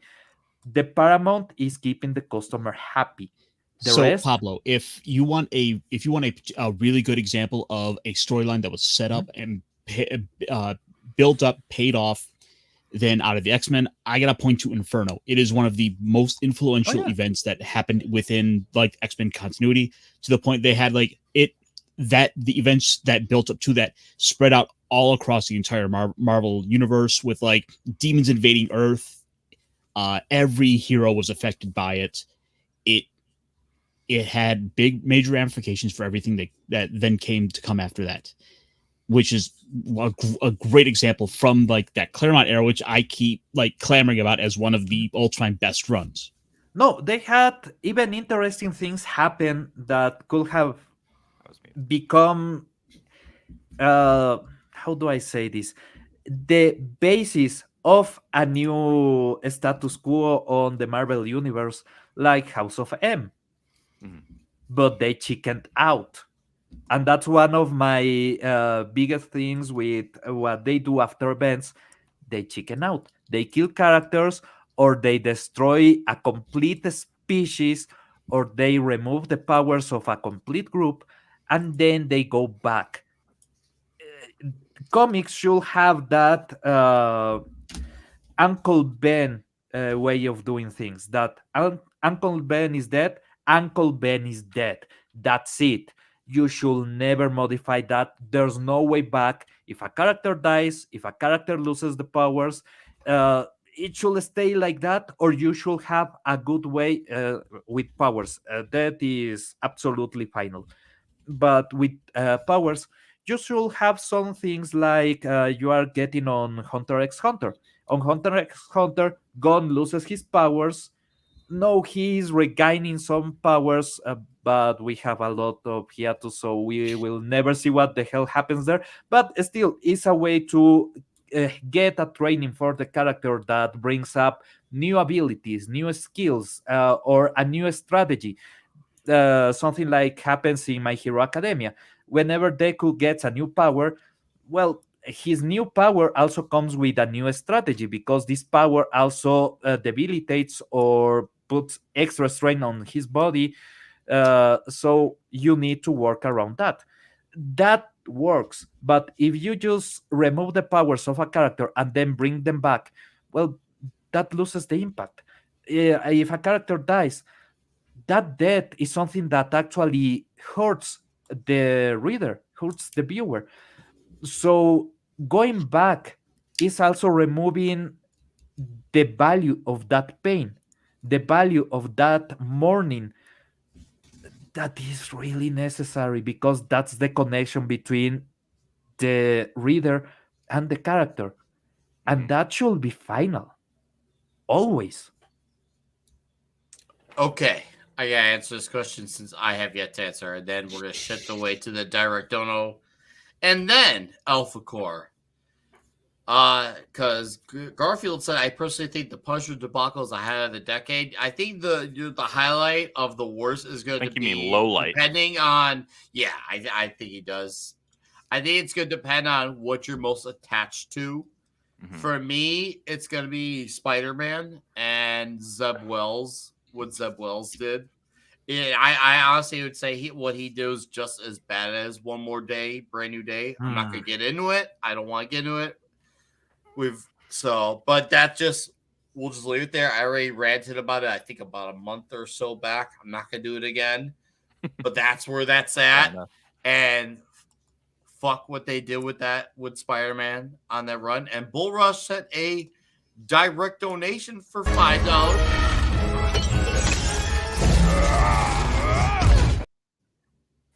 And he says, hi guys, can you promote my comic campaign? I'm working very hard on it. I'm only 9 months past my delivery date and haven't updated anyone for 3 months.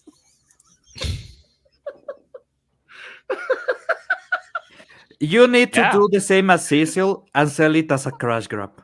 Cash grab. It's a perk, guys. Yep. I love you, man. That was. I needed a good laugh. I needed a good laugh. There's a change on the wins right now, especially because if you are following what's going on with YouTubers, what happened with the completionist and everything, there's a lot of trust on the goodness of people because there's a lot of scumbags that will use this good status to do things like embezzle money or do charity fraud.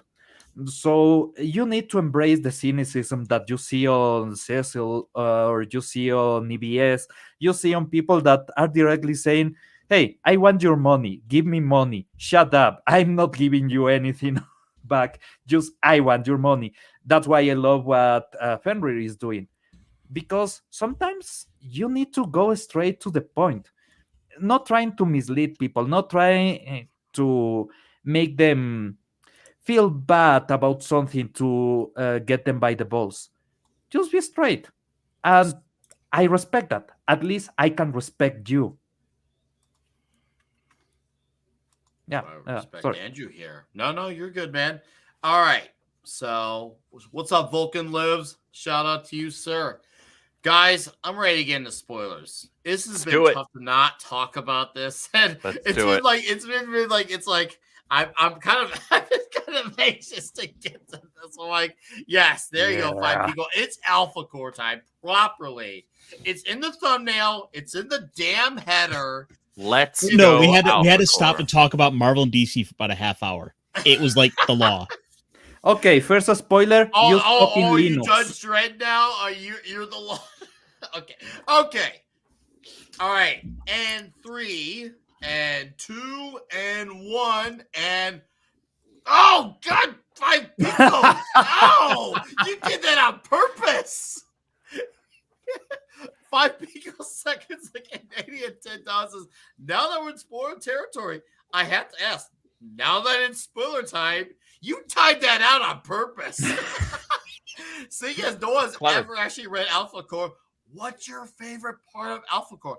We're going to talk about that 5 pico. You know what my favorite part is? He did do that on purpose. He did do that. My favorite part of Alphacore is the moment when you get a video from Mudahar saying, fucking idiots, I told you about ransomware. Okay, thank you. My favorite part That was my favorite part. That was great. That was great, by the way. That was funny. I'll give you that. That was hilarious. That was dare I say, even brilliant on your behalf. But My favorite Grim, part was when, thank you. My favorite part was when Brian says it's Morbin time. All right.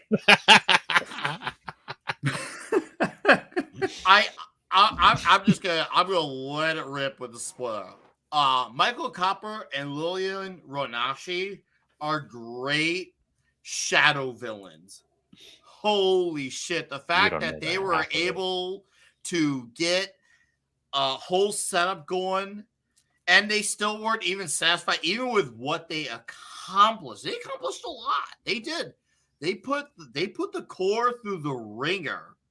And Lillian's just like, oh no, we had a mere fiscal setback. I was like, lady, did you not see all the damage you caused them? You practically in some ways won.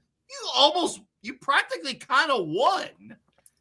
No, not good enough for her. Not good enough for her. Not good enough. That's not nearly enough for Lillian. No. Yeah, she was going for the eradication of the police force. So I understand that just destroying. Oh no, you're thinking too small.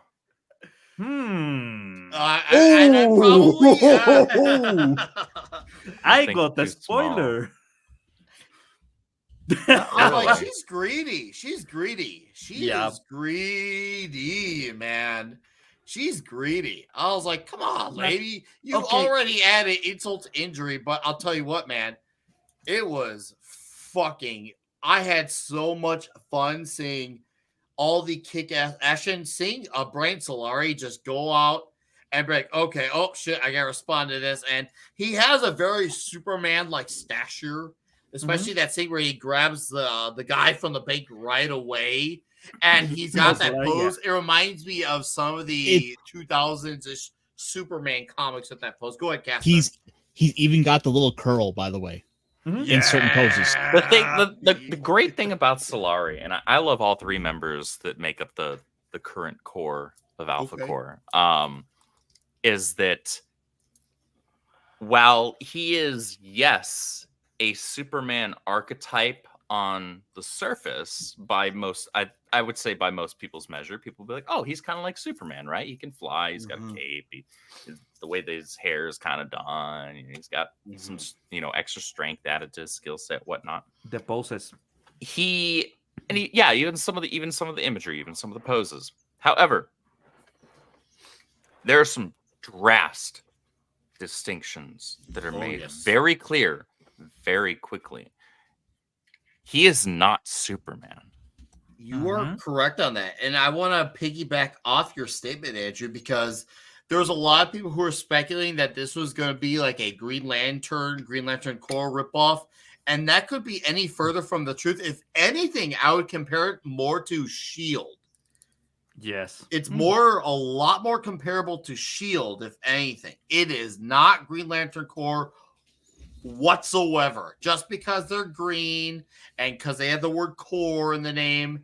No, it is. They have more in line with S.H.I.E.L.D. This is S.H.I.E.L.D., but with more powered individuals involved. Because obviously, with S.H.I.E.L.D., you have Fury, Agent Hill, and whoever they happen to be recruiting at the time. This is the actual team with Solari, Valdez, and Braxwell. They're actually S.H.I.E.L.D., but with a lot more muscle involved. They don't need to go on and find the muscle. They are the damn muscle. I like that a lot. I like that they don't like being referred to as just the muscle. Yeah, that's what I like. I like that they don't want to just be seen as, oh, they've got superpowers. So if we need a little bit of a power boost in whatever this heist is, or whatever we're dealing with, whatever we're trying to take out criminal wise, we'll just call in them because we could use a little extra muscle, right? No, they have a desire to be legitimized. They don't just want to be extra muscle. They want to be seen as legitimate detectives, legitimate officers, especially Ingrid. And maybe there's a reason for that. She has the most to prove. She has the most to prove. She can fly, which they make very clear in the book. And obviously she gets along with Wilkins. It seems like they got a conversation. It seems like She's like, oh, you're just giving me shit, calling me ma'am, not taking me seriously. And then she realized, oh, hold up, there's more to this guy than Transformers Pun, more than meets the eye. And obviously she learns, but I like when she's fighting, I think it's Galvin, if I remember right. And she goes through the police procedural statement as she's fighting. I'm like, dude, you see during the course of the book very, very clearly she's a by the book type character. And that's one of those things that she organically butts heads with Solari, who is I love that dynamic. Less by the book. She's trying to be taken serious, and the whole Alphacore unit is trying to get taken serious. Again, there's this page at the end. It's not even in the comic proper. It's just the end page that says that Solari retired from the military and he tried to join the police force because, well, the police force is the closest he gets to his military life, and he recruits Bradswell and then Valdez, and he's like, yeah, they are trying to become this unit of the police force, and they are the kind of guys that can pull the operations, but they are not being taken seriously. They are not being taken as part of the police force.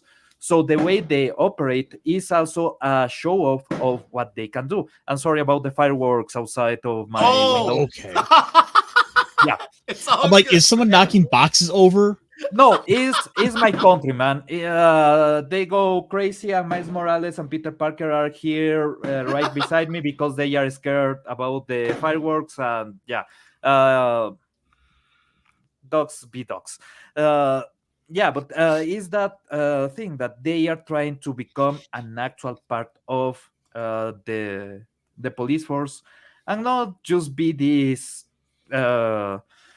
vigilante group that you will get normally on comics. They are trying to become part of the book. So Valdez is going right into every single detail of the book because, well, that's what she wants.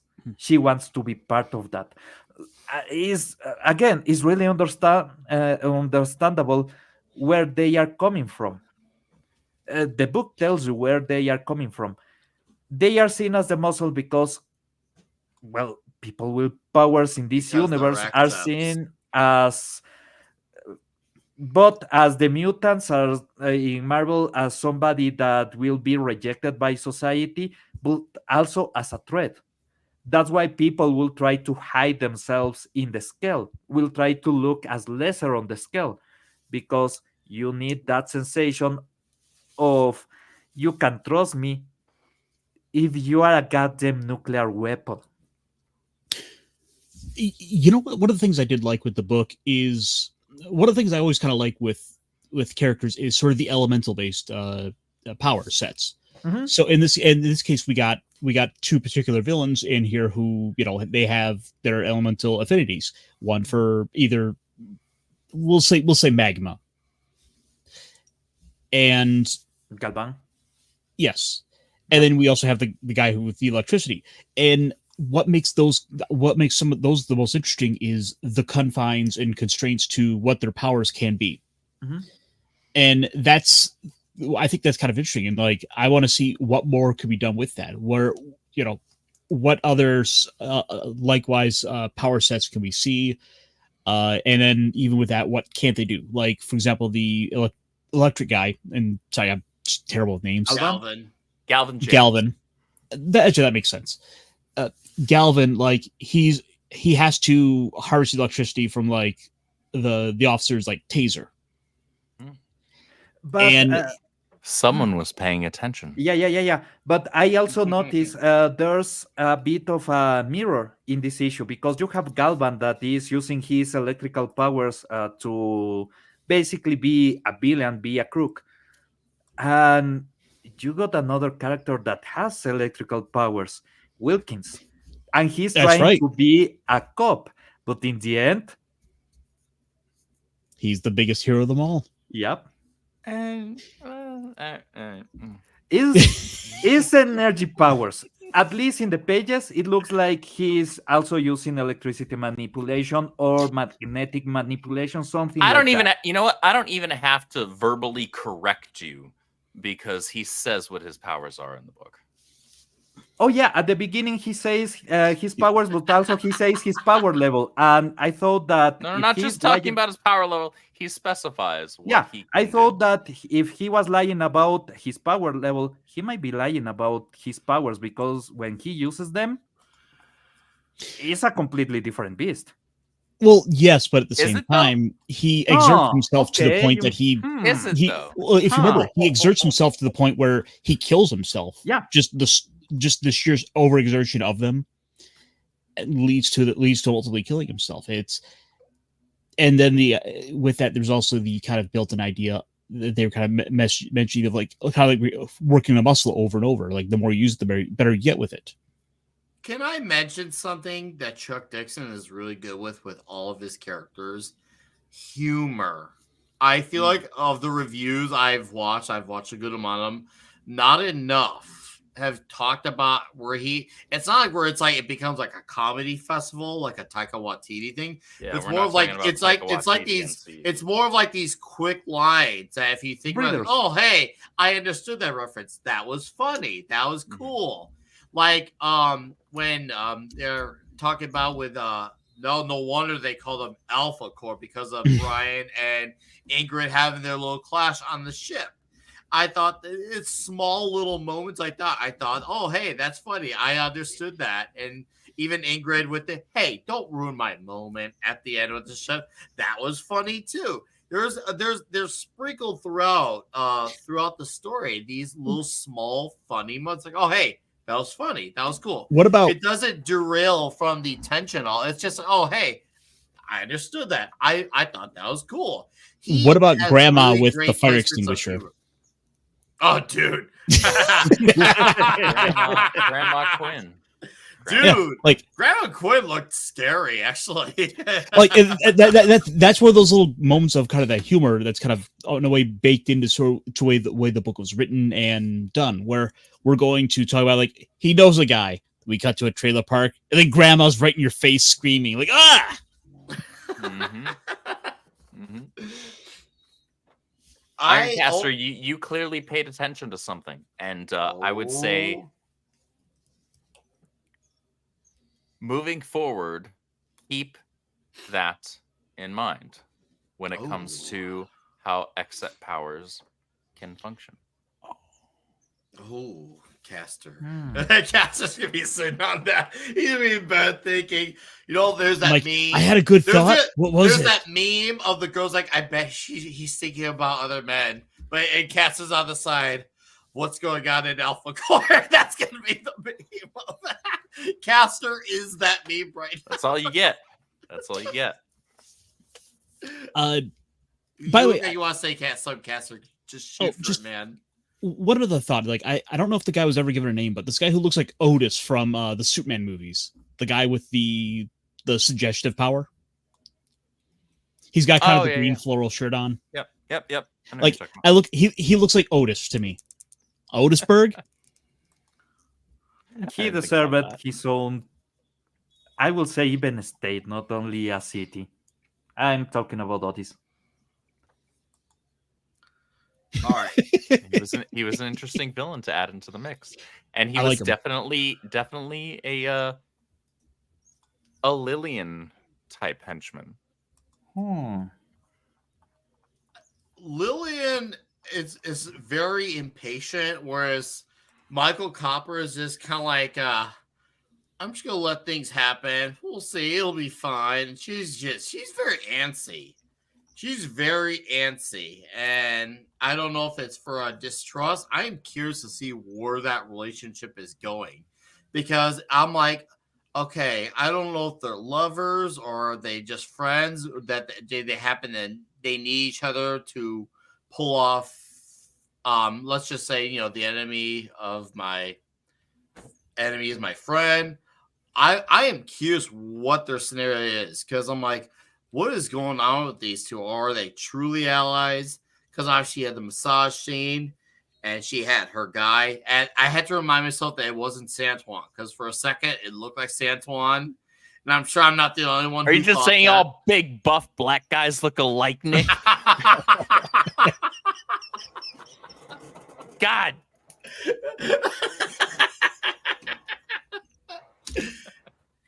I knew when he didn't show off the grills. So I'm like, yeah, he's not Santuan. Santuan likes to talk. That guy. Michael and Lillian are two very different characters. They have two drastically different personalities and approaches. So, but I love that about them. I love that about them. And then Mike has bad knees had a great comment earlier saying Braxwell is the best character. He doesn't waste time talking. He puts in the earbuds. It kicks ass. I love how Braxwell, he is Charlie Sheen. He just goes. He's like, the man. Oh, hey, we need you to go. Oh, he already left for the mission. Never mind. I didn't face what I said. He's already on, guys. It's okay. It's all good. Guys, Braxwell's already on it. We didn't need to say anything. So I was like, okay. And I love that he had one line the entire book. Yeah. I was like, oh, that's perfect. You know what? It's a less is more statement, too. It really was a less is more statement. So when he did say something, I was just like, oh, damn. I'll tell you what, though. The guy who's I'm struggling with his name here. He was their purple man, basically. If you know who I'm talking about, he was their purple man. That's the guy who got calling Otis. Yeah, Otis. Okay, Otis. The fact that he got freaking their lawyer out to freaking just jump off, I was like, bro, there's some. Even though obviously self-deleted, straight up, I was like. Okay, I know these books are not supposed to be like a mature book, but it almost feels like you guys are trying to push the boundaries of what you can pull off within the boundaries of a PG-13 context. I've been drinking now. It's starting to show. And I was like, oh damn, that's actually pretty brutal. I was like, wow, okay, we're hitting some Kilgrave level with that type of shit. Okay. Damn, what's going on here? And I don't think we've seen the last of Otis.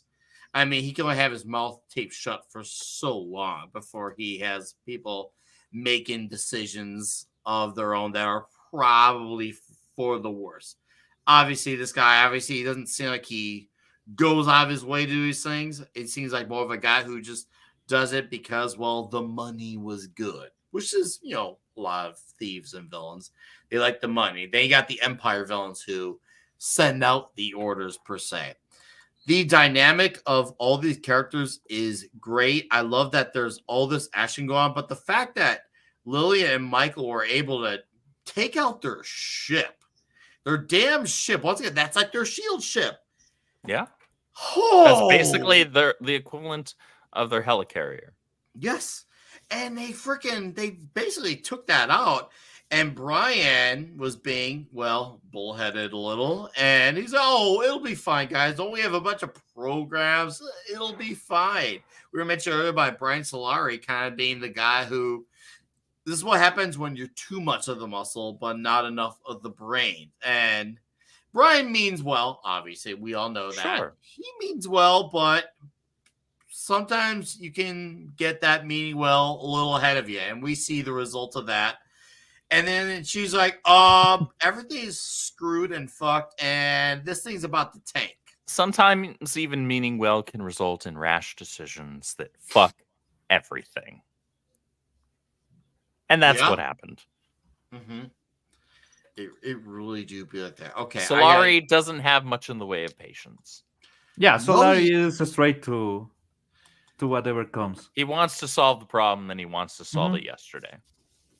He wants to solve it yesterday, and he will say, okay, well, hey, it got solved. It doesn't matter how we got there, but it got done. Whereas, obviously, Ingrid and even some of the people on the ship, like the lady who's commanding, let's just say she's the desk lady, she was like, hold up, but we have contrarians who are your public image. And they're kind of mentioning, well, what about the whole, car wash thing that they're doing?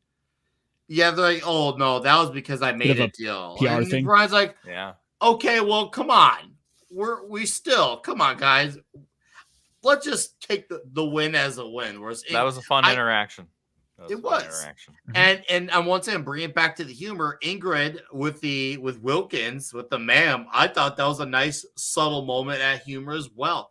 Chuck nailing the humor aspect was really cool to see, and it was cool to see Lillian, the way she flows in action. Holy crap! Like, oh yeah, Lillian had some of the coolest action scenes in the whole book for sure. She has some Black Widow, James Bond like movement to her action. That's what I got of it. Some Black Widow, James Bond. She's a human who knows her limits, but she works within her confines to the best of her abilities and is very smart about how she has to fight because she knows she's not as powerful, but she has to be very smart about how she's going to get by all these encounters. Like, oh, damn, that's actually really smart. And that makes you believe that she can actually do these things because we have a lot of, let's just say, obviously, girl bosses where they beat these guys in these stories and you don't believe it. You're not sold on it.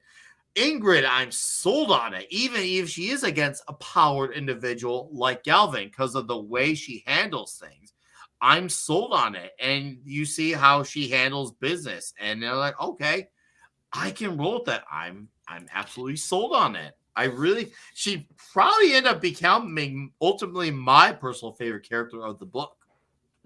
Okay. Get a Ingrid fans were eating good when it came to Alphacore #1. Like, she had a lot of great moments to shine. And it was good to see. Something that Chuck did so masterfully was not only drawing very clear lines in terms of how each member of the core Alphacore team is vastly different from each other. They're not the same person. But he also wrote the book in a way that gave each one of them at least one really nice highlight moment to shine. Yes. Because a lot of our fans were split in terms of which one they were most interested in seeing more out of. We had a lot of people that were really hoping to see a lot of Ingrid, people that were hoping to see a lot of Solari, people that were hoping to see a lot of Braxwell. Chuck did a great job, I think, personally, of pleasing all of them. I agree. What I'm impressed with Chuck pulling this off is the fact that he had a lot put on his plate to work with. And it's funny, he actually added to a plate that already had a lot. Rather say, okay, I got a lot, I'm going to work with this. He adds to it. He adds, and you're like, okay, you're jumping a lot here. How are you going to make it all be coherent and come together? And it did. Not one point do you feel lost. You reread it and you find different things as you pick up. And like, okay, I see where that connection led to that. Little things like that.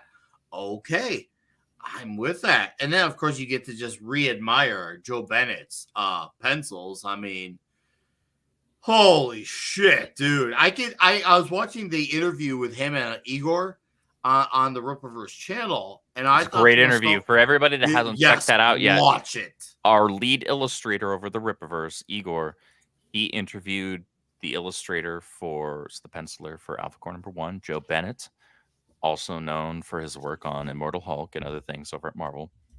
Check that out. They're speaking in Portuguese, however, it's subtitled. Igor took great care, as well as our lead video asset editor, Jordan Crow. They both did a great job collaborating to make that into something that was watchable for people that don't speak Portuguese.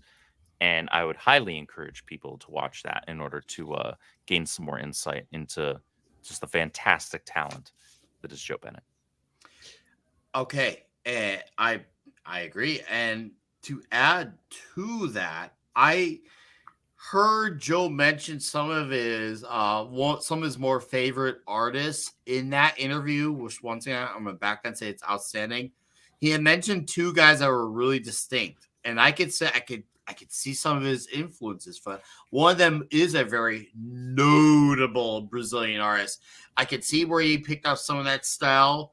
And then I think it was the American guy. I gotta say American guy because I want people to watch this interview.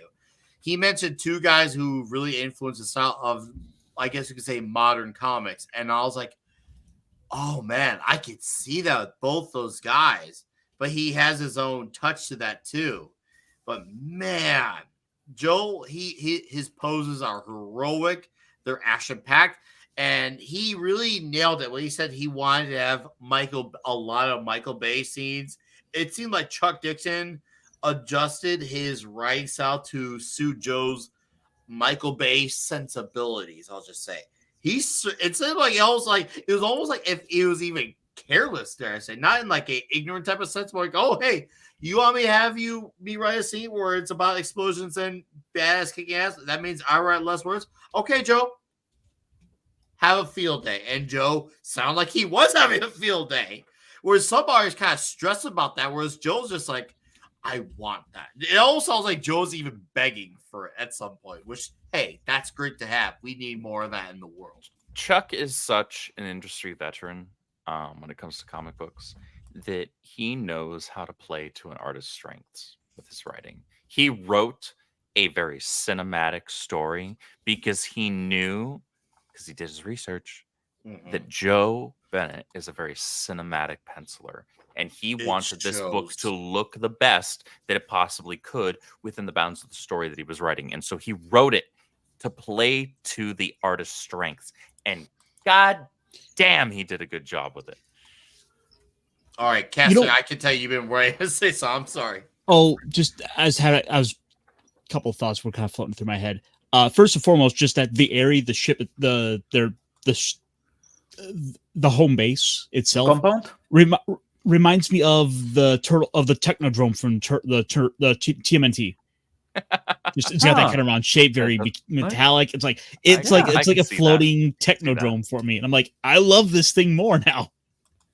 I want one of those like Micro Machines bases that like opens up. We have like little place for all the little miniature figures.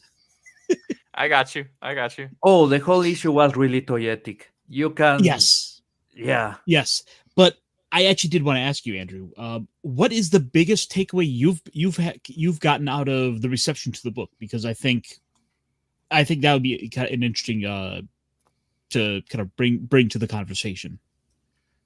What's incredibly important about Alphacore, and I think Eric might have mentioned this in his video for the channel of why Alphacore was important, is that people have tried levying the criticism of, oh, well, ISOM was only successful because Eric July is Eric July, and he's got a large fan base, and people were just supporting him. I find that criticism funny because that means, okay, so you're admitting, if we are to posit that this theory of yours is true, you're levying that people are willing to just support a black man? Okay, cool. I'm fine with that. Yeah. However, what's important is that Alphacore shows that people just want good, fun comics, and they're willing to pay for it. It showed that we're a flexible business. We're telling different stories. No two books are going to look alike. ISOM 1 and 2 had some pretty stark contrasts between the two. Yes, because there's a lot of setup that's and some people levied that as a criticism, and I guess fair enough. I have a different perspective than them because of the insight that I have to the stories that are being told. However, there's a lot of setup that's happening within the ISOM books. The Alphacore books showed that we can bring in other characters that really, yes, Eric created them, but he's not the writer of the book. So can this book just sell because it's a Rippaverse book and we're pitching ourselves as wanting to provide good, fun escapism, comic book entertainment to people? And that if we were out big time. Even if we were to suppose that, the name arguments, like, well, every major comic company does that. If Chuck Dixon were to come back and do another book for one of the big two, then of course they would absolutely be selling it and try to get people hooked on his name. Well, even within the last handful of years, what did DC do when they brought on freaking Tom King and Bendis? Right? Bendis is coming. Right? Yeah, they made it a big old deal. They were bringing on these guys, right? To where the little name did we know of the they were writer warning was us. the whole. Oh God, yeah, it should have been a major red flag on both accounts. But yeah, it's funny that you mentioned that because it's not something that they apply towards anyone but us. So it's like, all right, fine, that's fine, whatever. I'm grateful, however, that people took a chance on Alphacore because that shows us that people just really want good, fun comics. And it's hard to not get that when Chuck Dixon is the writer, because I mean, I personally grew up with Chuck Dixon's work. Because y'all were talking about, the Silver Age and the Golden Age earlier, but I'm actually a Bronze Age guy because so many of the best runs no arguments for characters, with Bronze Age fans. for characters. Yeah. For characters that are near and dear to me, a lot of their best or seminal runs happened during the Bronze Age, and that's where a lot of them were fleshed out the best. To this day, even, like, it hasn't been topped. Chuck Dixon's work with the Bat family being among them, chiefly. And it was incredibly important that we were able to showcase that we're able to tell different stories. ISOM books are not going to look like Alphacore books. Alphacore books are not going to look like Yairo books. Yairo books are not going to look like Redacted. I want to piggyback off your statement, Andrew, because a lot of people have also forgotten throughout history. Like, let's put it this way. In the 80s, the Teen Titans were the hot thing. Oh, yeah. They were the hot thing with George Perez, Marv Wolfman. Sure. New Teen Titans specifically, yes. Yes, thank you. Thank you. Specifically. And at that time, when that was the hot books, there were other books that were, even though they were light, they weren't as big. Not every book is going to sell equally, and that is fine. Some of them, there's going to be crossover between the fans. Some there's going to be not. Some people are going to lean towards the bigger book. Some are going to lean towards the lesser selling book. Some are going to be the completists. Like me, I'm a completist, creature of habit. And that happens. And that's, once again, that's nothing new that's happened since the 60s, since the 50s even, with these companies. And that's going to happen with these.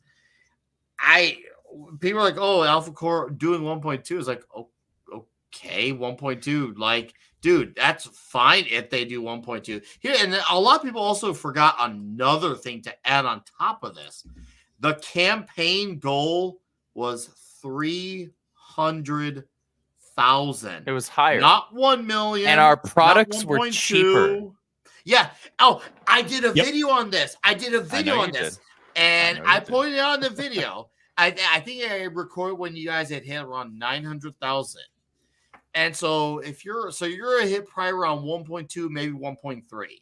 So let's just say you're going to hit for sure 1.2. If you add in the ISOM 1 prices, you'd probably be around 1.5, 1.6. That's where you'd be. Because at the time when you're on 900,000, you're on 1.2, 1.3. So now we're already at that point. So you add that on, and maybe even more because you're tacking on higher numbers. That's something that seems to be largely ignored. Is that it's ignored very deliberately, and that's fine. And that's just the comics. We haven't factored in the much cheaper posters, the cheaper shirts, etc., etc. I'm like, so we still don't even know how much higher the number normally, and that's, once again, that's fine. Good for you. I don't know. I don't want to say that's good or bad for you guys because I wouldn't know. I don't run the business. Well, I'll put it this way. But I know for the customer, we're happy. Oh, it's great for the customer, and that's part of the point. Like, look, the success that ISOM 1 and ISOM 2 had was something that we leveraged in order to get better deals for y'all. We didn't just say, oh, we can now get better printing deals for ourselves and better shipping deals for ourselves, but we're going to keep the price for the customer the exact same to just increase our margins. Like, make no mistake, we're capitalists over here. We're trying to run a business. We're trying to make money. People's lives and families are part of this. However, that being said, we want to provide a product that is increasingly accessible in a reasonable manner. If you're going to come at me with like, hey, why isn't ISOM 3 $5? I'm going to be like, I can't help you.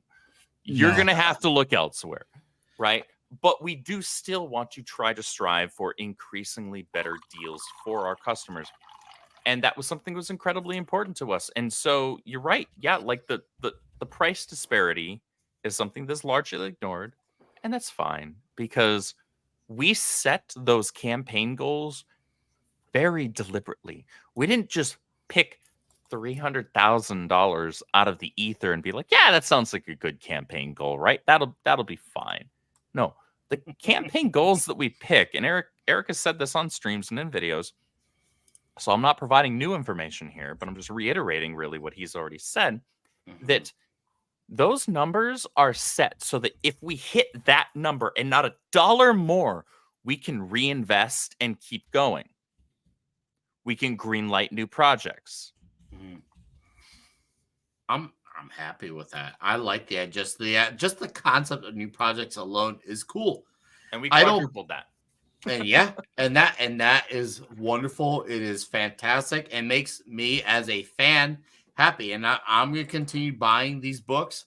I'll continue talking about them, and we'll continue to have chats talk about that. And clearly, there's an audience that wants to come here and chat about these books, judging from the comments. So we're going to acknowledge some of these said comments. So people are throwing money at Nick. Yeah, and we're going to acknowledge that. So chat, thank you for being patient. I know it's been we're obviously having a discussion here, so I appreciate all your patience.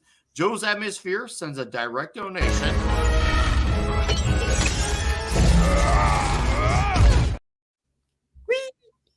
And he says, Alphacore kicks ass. Hail the comic shop for $5. And hail to Joe's Atmosphere. Thank you for the $5, sir. I met him at the Dallas meetup. Really wonderful guy. Joe, let me know when your comic's done. I want to get you once. I can promote it, dude. I can't wait. I know you've been working on it for a while, but man, when it's ready, just say the word, dude. You know I got your back. Garfield's Bizarre Adventures for $5. Thank you again, sir. It says, my favorite part, Alphacore, is when Lillian ruined Michael Copper's golf swing when she rushed into his office. Garfield, thank you for reiterating my damn point earlier about the humor. Moment. That was fucking funny. I'm just going to say not just that, but funny. It also provides you a little bit of insight if you're paying attention to the difference in personality and the relationship between the two characters. I agree. Strongly agree with that. Thank you for the $5, sir. Abigor, who's been a member for 3 months, says, what does a pound think of Tim Vigil's Faust and Joseph Michael Linzer's Dawn comics? They are incredibly imaginative and ethereal creations. I myself have not read those. Maybe one of these guys on the panel has. I'm not the guy for that. Them. To be fair, that is not something that I may have not known about. But hey, I would like to. You got my number, dude. Shoot me some points of reference on that, and we can talk about it. And hold up. Before you acknowledge bullshit, guys, TZ Burton sent me a direct donation, and this is a huge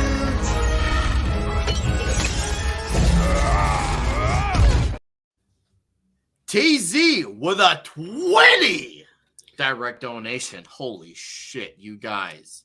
He says, can't stay tonight. We are moving into our new house. Just wanted to wish everyone a Merry Christmas with pizza. And TZ, congratulations. You are a constant supporter of the channel. You're a frequent poster on our Gilded.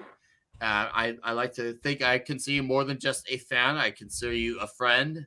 And congratulations on your new house. Merry Christmas to you, sir. Good luck on the new house. Keep me posted on how things going on Gilderman. I know we chat on Gilded, so I hope everything works well. And yes, more pizza for everyone. And dude, the thanks goes to you, dude. Thank you you're one of the reasons I have some of the action figures I have, because you straight up, I have a Ghost Rider figure because of you. Literally, textbook literally, not literally figuratively, literally because of this guy. I got Cassie here, Pablo, who can vouch on that. So that's awesome. Some of the hot toys this man funded. So TZ, congratulations and respect to you, sir. One day when we meet, huge pizza and huge amounts of booze for you, sir. And then one pineapple last for all. Here. One last guy here, Bull Rush, says, can someone explain to me the responsibilities of Lore Master? Andrew, sure. Easy. This is you. This is all you.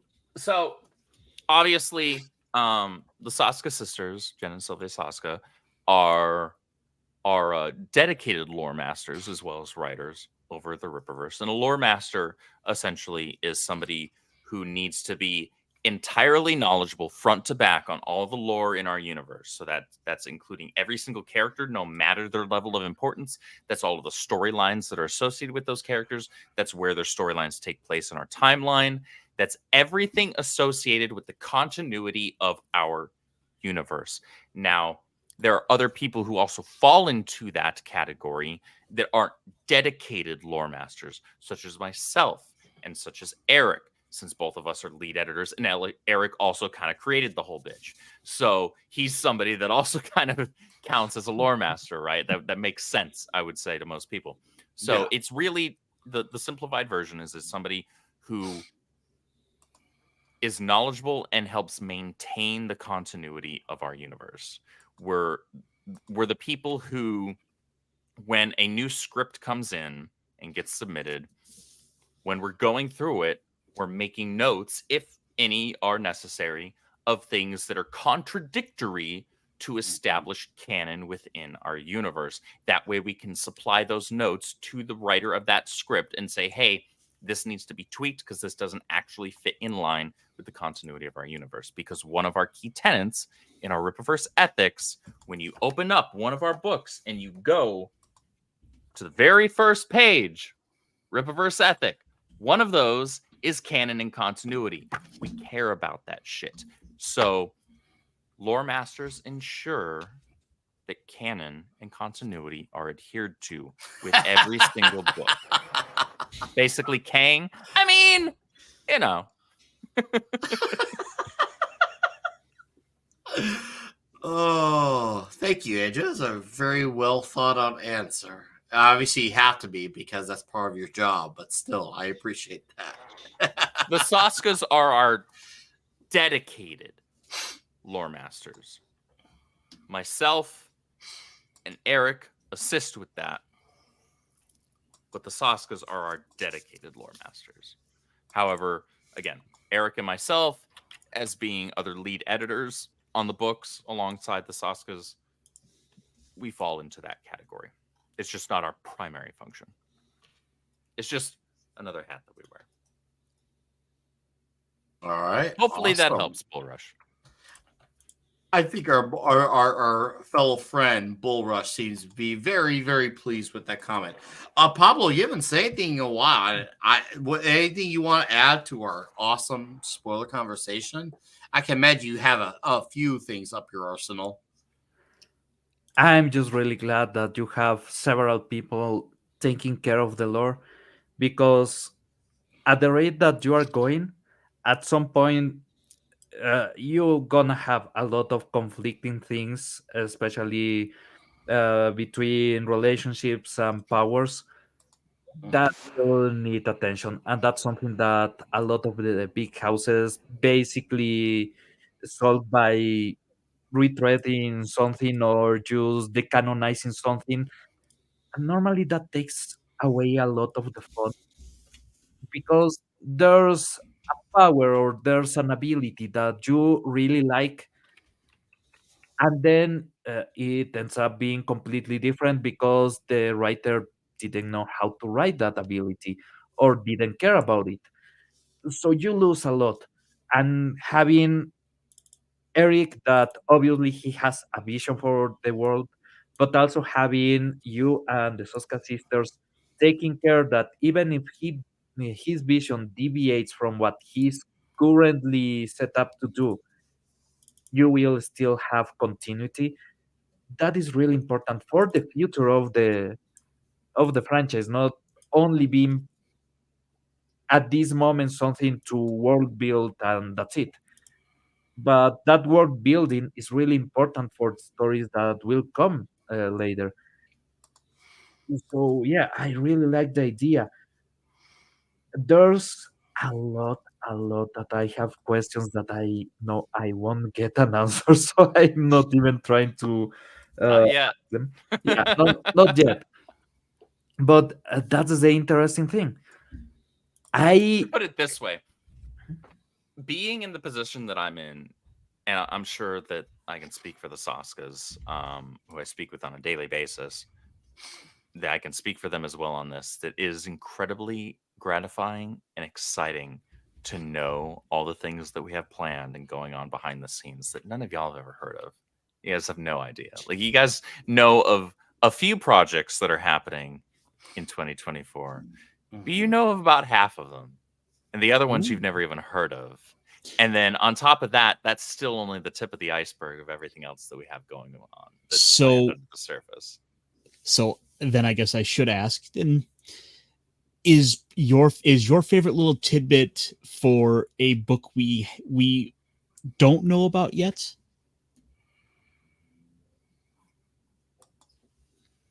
I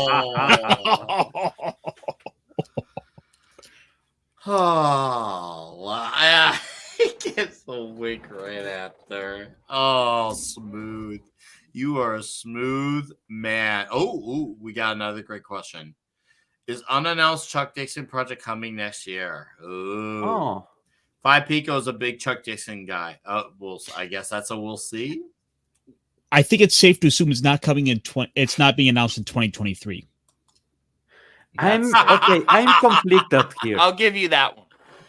Okay, we're not announcing. I got something. Yeah, yeah, I'm really conflicted here because there's two sides of this. One, I want everything right away because I need it. I want to read more. I want to get more invested into this world because I find it fascinating. The other side of me is saying, take your time because a product delayed is a product that may come good. A product rush is a product that will be shit no matter what. So there's these sides of me, and I'm guessing I'm slowly becoming a fan. Not yet though. I still need proof, and I need proof not of your skills working on the comics, but that we can have that continuity that I'm craving, because a lot of what we have missed during the past few years is continuity. Everything is rebooted, everything is issue one again. Every character has 2 or 3 different runs that are completely contradicting each other. Continuity is something that gives you something to wait for, something to be happy about in the future. So that is really important for a fan. Because of that, also, you need to have a good cadence of content. And that cadence needs to be in a pace that rewards you for waiting and don't make you despair, because sometimes, well, sometimes people are just dicks, especially on manga. I'm fan of some mangas that maybe I will never see the end. Things like One Piece. Blue balls are a terrible thing on your life. But at least with that one, Oda's been fairly consistent. So, oh yeah, you're at least getting material out at a more than less steady drip. I will tell you this: I'm a Hunter x Hunter fan. Oh yep, yeah. Blue balls are part of my life at this point. So yeah. Wow. Sorry, that is funny. Unfortunate. Yeah. No, the issue is that that writer takes a long time between issues, and sometimes it's years. So you will have to wait years for the resolution of something that is really interesting, and will be really interesting, the resolution. You know that. You just have to wait, and waiting sucks sometimes. So having a good cadence actually makes fans eager for the next piece, and also gives them a reason to wait. All right. So I need to see that, and I'm actually really enjoying that you guys have ISOM number 2, and right away you are already talking a bit I'm looking for an Alphacore. ISOM number 3. Yeah. Straight up, I'll say it. I'm looking for ISOM ISOM number 3. 3 is so good. dude, I'm you looking get forward to it. yeah, So exactly. good. You are now talking about ISO number 3, Eric but stepped you were it up not, with his writing from 1 to 2, and then again from 2 to dude. 3. And Cliff Richards, the art, Think about this. he When you kicked were it up a notch. promoting Now- Alphacore, you were not talking anything about ISO number 3. Now that Alphacore is out, you are giving us something about ISO number 3. So you have that sensation of cadence that needs to keep going. And if you keep going, you will turn around not only people that are interested right now, there's a lot of people that are interested. You will get fans, and fans can be really, really, how do I say it, ravenous. uh That comes with the territory of yeah, anything. exactly. Fan is short for fanatic for a reason. Yeah. Now, out of curiosity, do you think that what you're saying, the step up in Eric's rating from ISOM 2 to 3, is that in part do you think because he's kind of talked with Chuck and they've been able to work a little more hand in hand for like writing Look, capabilities? you don't work alongside a veteran in any field. It could be plumbing, it could be, carpentry, it could be comic book writing, it could be anything. You don't write, or you don't act alongside and in a capacity side by side with somebody that's a veteran on that level without picking up some things, without absorbing things. That said, that's not all of it. A lot of times people take time to set into a rhythm within the specific partnership they have. This actually happens all the time in the mainstream, or at least it used to be. And nowadays it's just all garbage. But teams would, you'd have a pretty good writer and a pretty great artist, but maybe they take a little bit of time to find their rhythm in order to like really hammer out, all right, what's the formula that makes this truly hit? And the longer that you work as a team with that person, it's the same thing in sports. I did track, I did cross country, and did soccer. The longer that you are with a specific group and your goals are all the same, the stronger you become. And I think that has also played a part. There's no question about it that working alongside Chuck Dixon is going to have an effect on any writer. And Eric is not excluded from that. And I should apologize because I don't want to imply that like Eric like wouldn't be better because without having worked with Chuck. But like, I didn't take it. Like, it's one of those things. I wonder if, like, I was just kind of wondering, like, if there's any sort of sense that feels like that it has helped to a considerable degree, or you know, I'm. No, I get what you're saying. I do get what you're saying, and there's no offense taken by it. So, Eric is an incredibly smart businessman, and he has brought on very specific people in various capacities, whether it's contract work or whether it's full-time work, to elevate the company as a whole, and himself is included within that. So like him working closely with Chuck, bringing on Kanan White as our lead great cover art editor, by the way. Oh, he's phenomenal cover artist. Absolutely adore Kanan's work. Really good. Really shiny. He loves the shine. Oh, yeah, which I'm all about because I love shiny. I'm practically a fucking magpie or a dragon when it comes to that. But Kanan's presence has elevated he's challenged and thereby elevated every single artist that works with us.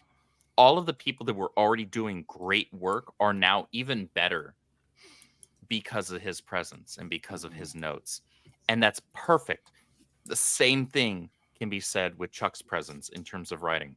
The same thing can be said in terms of the Saska's presence in terms of tying things together. We're very dedicated to wanting to tie these stories together. Not every single character always has to interact with every single other character, but this is meant to be a cohesive, expanding universe, right? We're supposed to believe that all of these characters exist in the same space to one degree or another.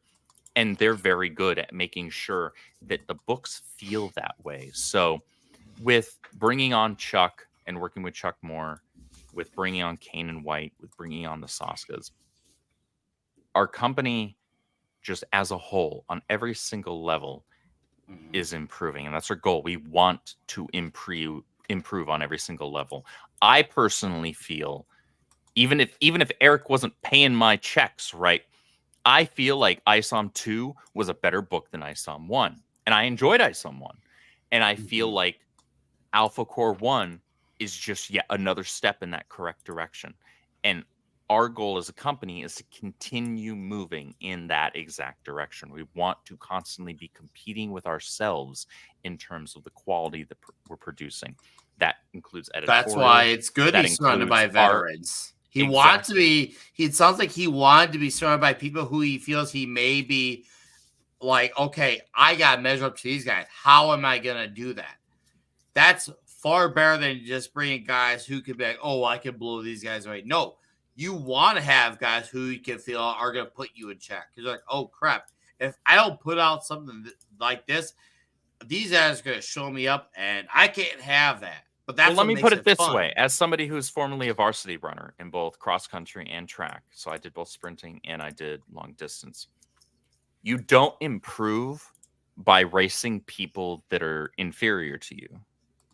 You improve by racing alongside people who are maybe a bit faster than you, maybe people that have been doing this longer than you.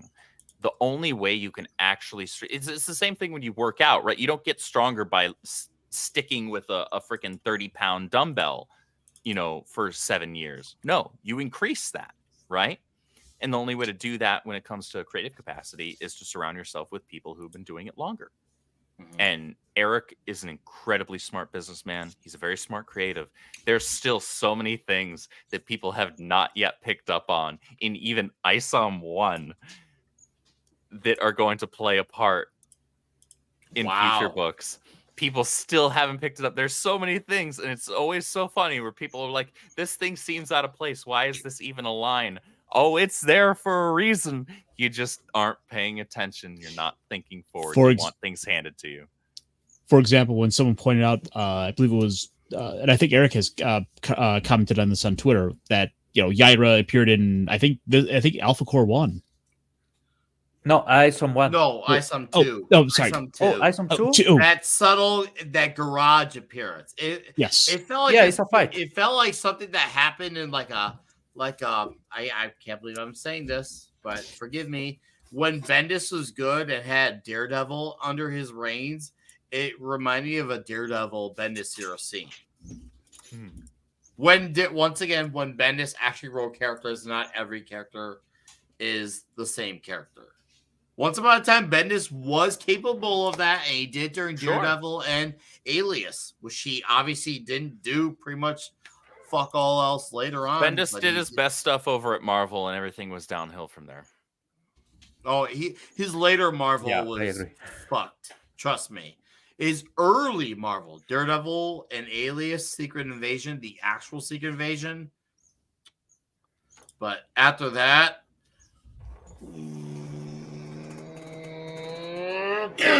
Well, he started showing his true colors. That's one of the issues. So, at least whenever you talk about the people that you are bringing for the Reaperverse, you're talking about veterans that also have a good track record on how they behave and how they act with the customer. And that's really important because part of the relationship between the brand or even the material and the people is the way that the creators talk to them, the interactions they have. If you have a bad interaction with, let's say, Quesada, well, you will say fuck Quesada the rest of your life. And even if you have the greatest Quesada book, that Quesada doesn't really have anything that great, you will go like, fuck him. Chuck Dixon is really good handling people. All right. I wanted to just say good night, and I know they always catch the rest of the replays. TZ Burton, Carbon Dioxide, freaking supporters the channel. They had to go to bed or go on with their life. Thanks for listening in, guys. Have a great night. Thanks for catching a shot. I know you guys always catch the remainders of the replay frequently, and even though he's now gone, this comment was for Andrew. We love Inside Scoop on Ripverse with Andrew. Thanks for hanging with us. And Andrew, thank you for taking your time to hang out with us tonight. Of course, guys. I appreciate I'm a fan myself. I like being part of it. Thank you. It's not just being the creative director and editor and all of that other shit. Like, I obviously I love my career. I'm very grateful and blessed for it, but I'm just happy to be a fan. And shout out to Jason Sandberg, who I saw in the chat. He's got the excellent Jupiter comic that's out. He's still on demand with it. Yeah, dude's got to be like 9K by now. If he's not, what the fuck is wrong?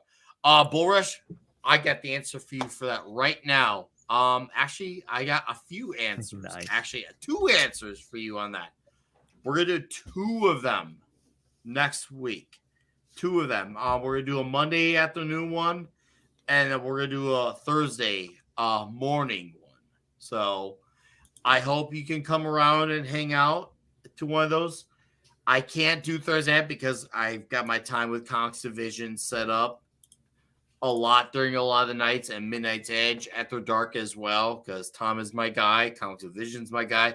But Monday and Thursday, I'm going to do 2 to make up for, because there's not been much recently since late November, and I got to make up for it in January with 2 of them. So I hope you can come around, but even if it's for like 2 minutes, I'd love to hear your voice.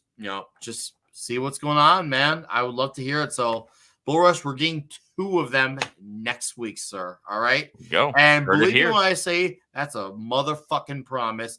And 5 picoseconds is a new member.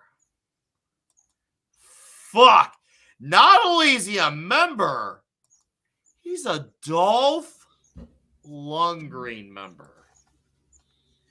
A Dolph Lundgren, and you know what? There's a certain clip that plays from a certain movie called Showdown in Little Tokyo when you become a Dolph Lundgren member. And it's going to be back to the very first half hour when shit was very homoerotic. You have the biggest dick I've ever seen on a man.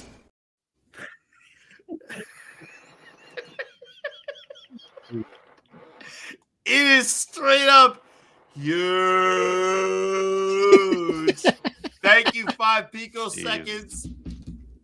Thank you. Yes, mid-January packages do ship for the Dolph Lundgren members. You're going to be one of them. I now have 7 Dolph Lundgren members. Brandon Lee was so impressed by Dolph Lundgren's members that we had to name our membership tier after Dolph Lundgren. Thank you, 5 picoseconds, for being a Dolph Lundgren member. That's the only way you can be bigger than huge, is when you're a Dolph Lundgren member. And Eric K for $2 says, do not want to make comics short with you. Oh, I see what you did. I don't know if he's out there listening. Bravo, sir. Culture Casino is the same height as Comics Division. So you are saying they can stack up with a trench coat and go pay in the cinema 1 ticket? Oh, man. I've hung out with Comics and Culture in person, Eric K too. And I'll tell you, man, I'll tell you, they're the same height. Culture will deny it. Pigtails and all, Speedo and all, he'll deny it. But Culture, I love you, but fuck you. You're the same height as Comics Division. 5 Pico, you have a deal, dude. You have a damn deal. See, as we all know, Nick goes around to just all these meetups with a measuring stick. That's the only thing that makes sense, right? Yeah. And he's got to go and like mark people's height on there. So every time he runs into them, he's like, "All right, Culture, let's see. Oh, your beard grew an inch this year. Good job." Wait. All right. No, I won't do that joke. Too cruel. No. Okay. Dudes, do we have anything else that we want to add to this Alphacore greatness? I got probably about 10 minutes left before we got to start plugging out. So I would love to. Casser, Pablo, Andrew, if you want anything, you're good? You're set? I'm spent. You're spent. Oh, he's spent. Ooh. I'm sorry I kept you this long. I would highly now I encourage. feel a little guilty. Go ahead, Andrew. I would highly encourage anybody that's been holding out on jumping into the Rippaverse, jump in with Alphacore #1. Ooh. Chuck Dixon is a legendary veteran of the comic book industry for a damn good reason. He was the Bat Family for a very long time. And he knows how to write distinctive, interesting, likable characters that are also flawed. And he knows how to write a story around those characters that plays to not only the character's strengths, but also to the strengths of whatever artist he's paired with. And he did that so perfectly with Joe Bennett for Alphacore 1. It is just such a freaking fantastic read. As somebody who grew up with Chuck's works, Chuck was one of the most influential and important comic book writers for me growing up. He wrote a very large portion of the books that I was reading, not the least of which being Tim Drake as Robin. So I would really, really encourage people to give, if you're going to give the Rippaverse a shot now, give it a shot with Alphacore #1. It's worth your time, I promise you. And it's probably going to pique your interest for other books within our universe. Woo! Whether that's Isom, whether that's Yaira, whether that's both, whether it's redacted. Well, it's a really My favorite good book is Redacted. It's a really good book to start with the world building. So yeah, I will agree that there's a couple of times where you get lost or you get too many questions without a real answer, even on ISOM #2. I didn't feel the same with Alphacore #1. It feels more straight to the point. They show you how everything works. They show you a lot of the status quo, and with that, next time when they show on Isom, you will understand what their position, how they are acting, and why they are acting that way. Because when they appear on Isom, it's like, yeah, they are there, but you don't have the same sensation of they are the law properly. And I know that sounds like dread, but they are the law. So when I read again Isom, it will change a lot on how I approach their appearance and I approach the way they interact. And now I see Isom more as a vigilante, not only as in this world there are superpower people. There are superpower people that work on the law. That means that anybody that is working, even for good, outside of the law, well, they may be in illegal activities. That changes a lot of the framework. So these bits of story and world building actually gives me a lot more to think on Isom that I didn't have. And no, I kind of regret I didn't have. Same if one day we'll get explanation for the Hellions. Well, that's something that I really need because I have a lot of questions on Isom. I've learned with Eric July's writing style over these two issues, and I may when I send it, I really enjoyed Isom 2. I thought Isom #1's fine. Issue 2, I really enjoyed. We all saw how much I was gaga about it. I've learned he's a type of guy where he'll answer a question. Not only will it be worth it, but for the question he does answer, he makes sure a few questions takes its place. And that's exactly what happened with issue 2. It's like, okay, keep that mentality moving forward. I'll give you that. Here's this, but here's the replacement, and here's a few replacements at that. I was like, okay, he's a slow burn type of writer. I pick up with his style, and a lot of guys are not like that anymore. And it's not something that you see in modern comics really at all. Everything is handed to you right away, or it's quick setup for whatever the big event is that happens in 2 months. And they practically do them quarterly at this point. I really do appreciate that aspect of ISOM 2 a lot. And I think ISOM 3 will really further that notion even further.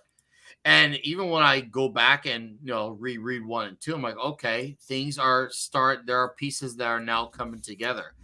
I'm good with that. And it feels like he does play, he's the long game type of writer, whereas his story benefits at best from the larger picture.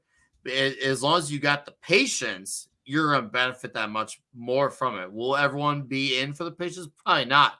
But for those who are, they're going to be the ones who win the most. It's going to be that much more rewarding for those. And that's fine. His style doesn't need to be for everyone. But for those who it's for, hey, I'm fucking cool. That ain't me.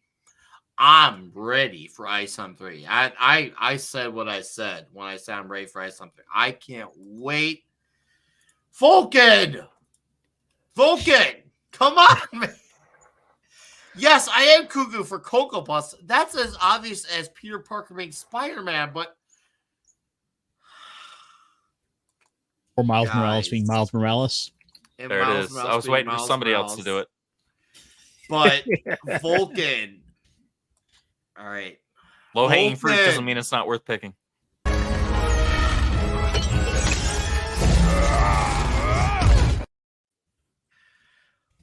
Vulcan lives like T.Z. Burton before him with a direct donation of $20.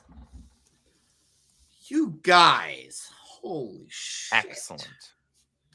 Chat, you've been awesome this evening.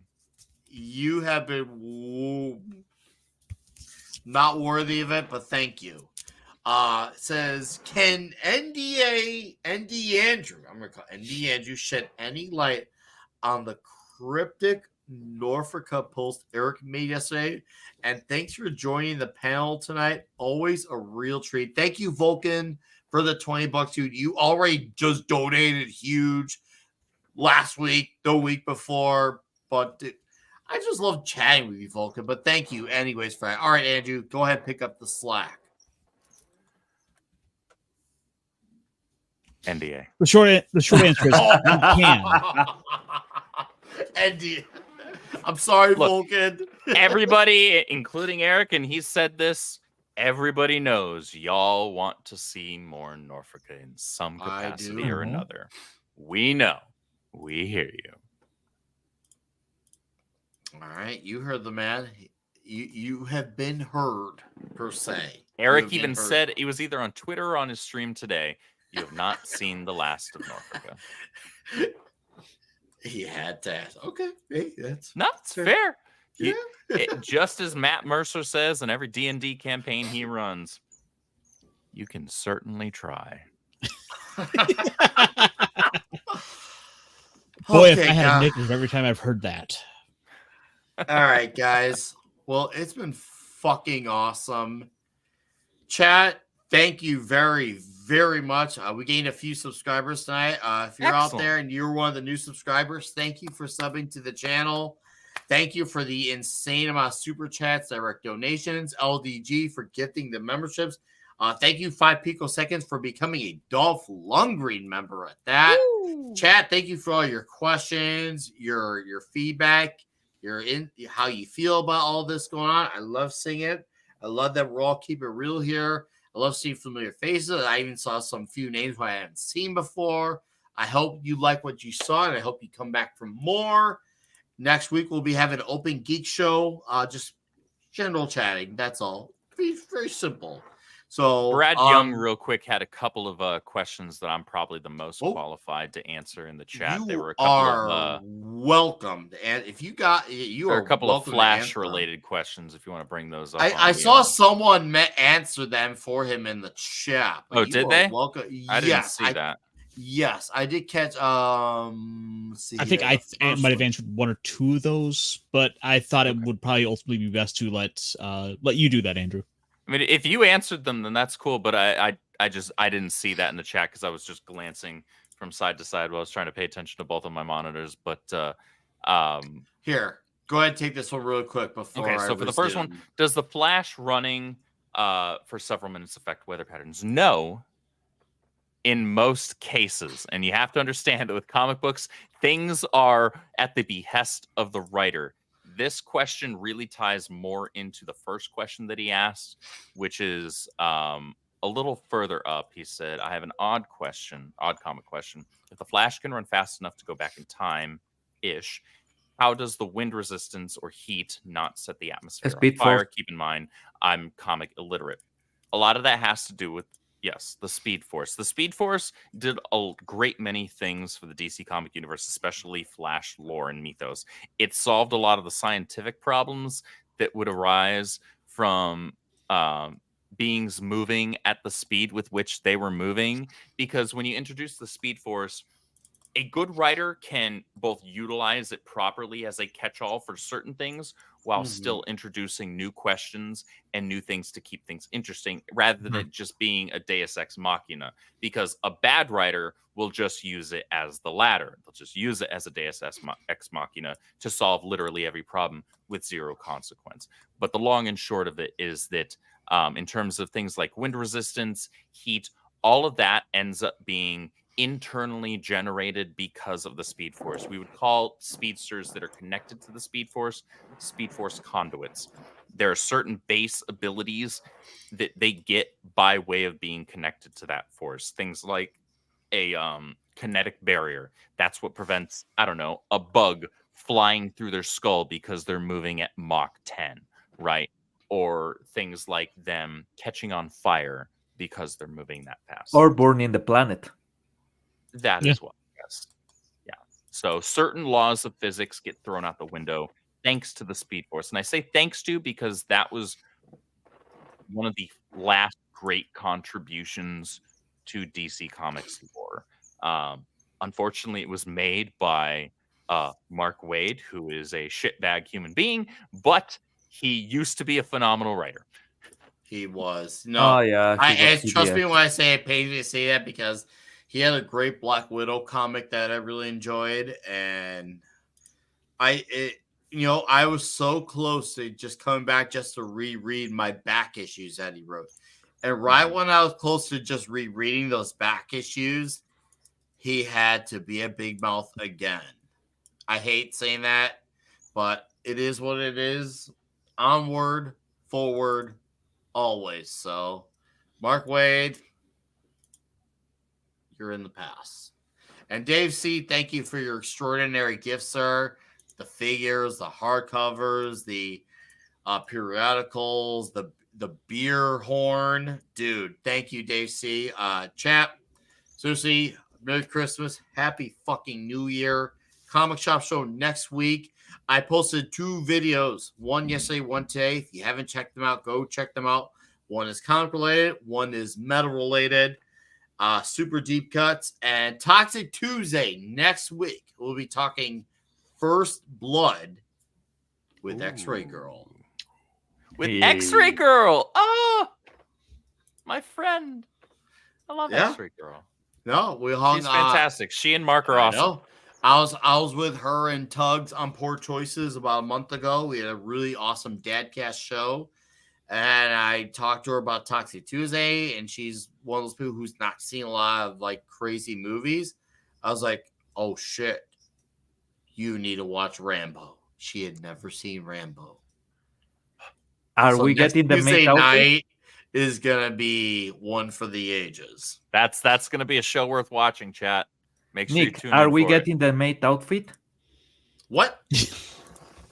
I got no answer on that. I'm the wrong guy to ask about that. But anyways, yeah, that's what's on my channel, what's coming on my channel. Once again, guys, thanks for supporting this channel. Andrew, thank you for being here, sir, once again. I do appreciate your time, your energy, your insight, pretty much your everything. Thank you for being here, sir. And you have a great new year. I will literally see you next year. Do you have anything you want to say? Final words, whatever?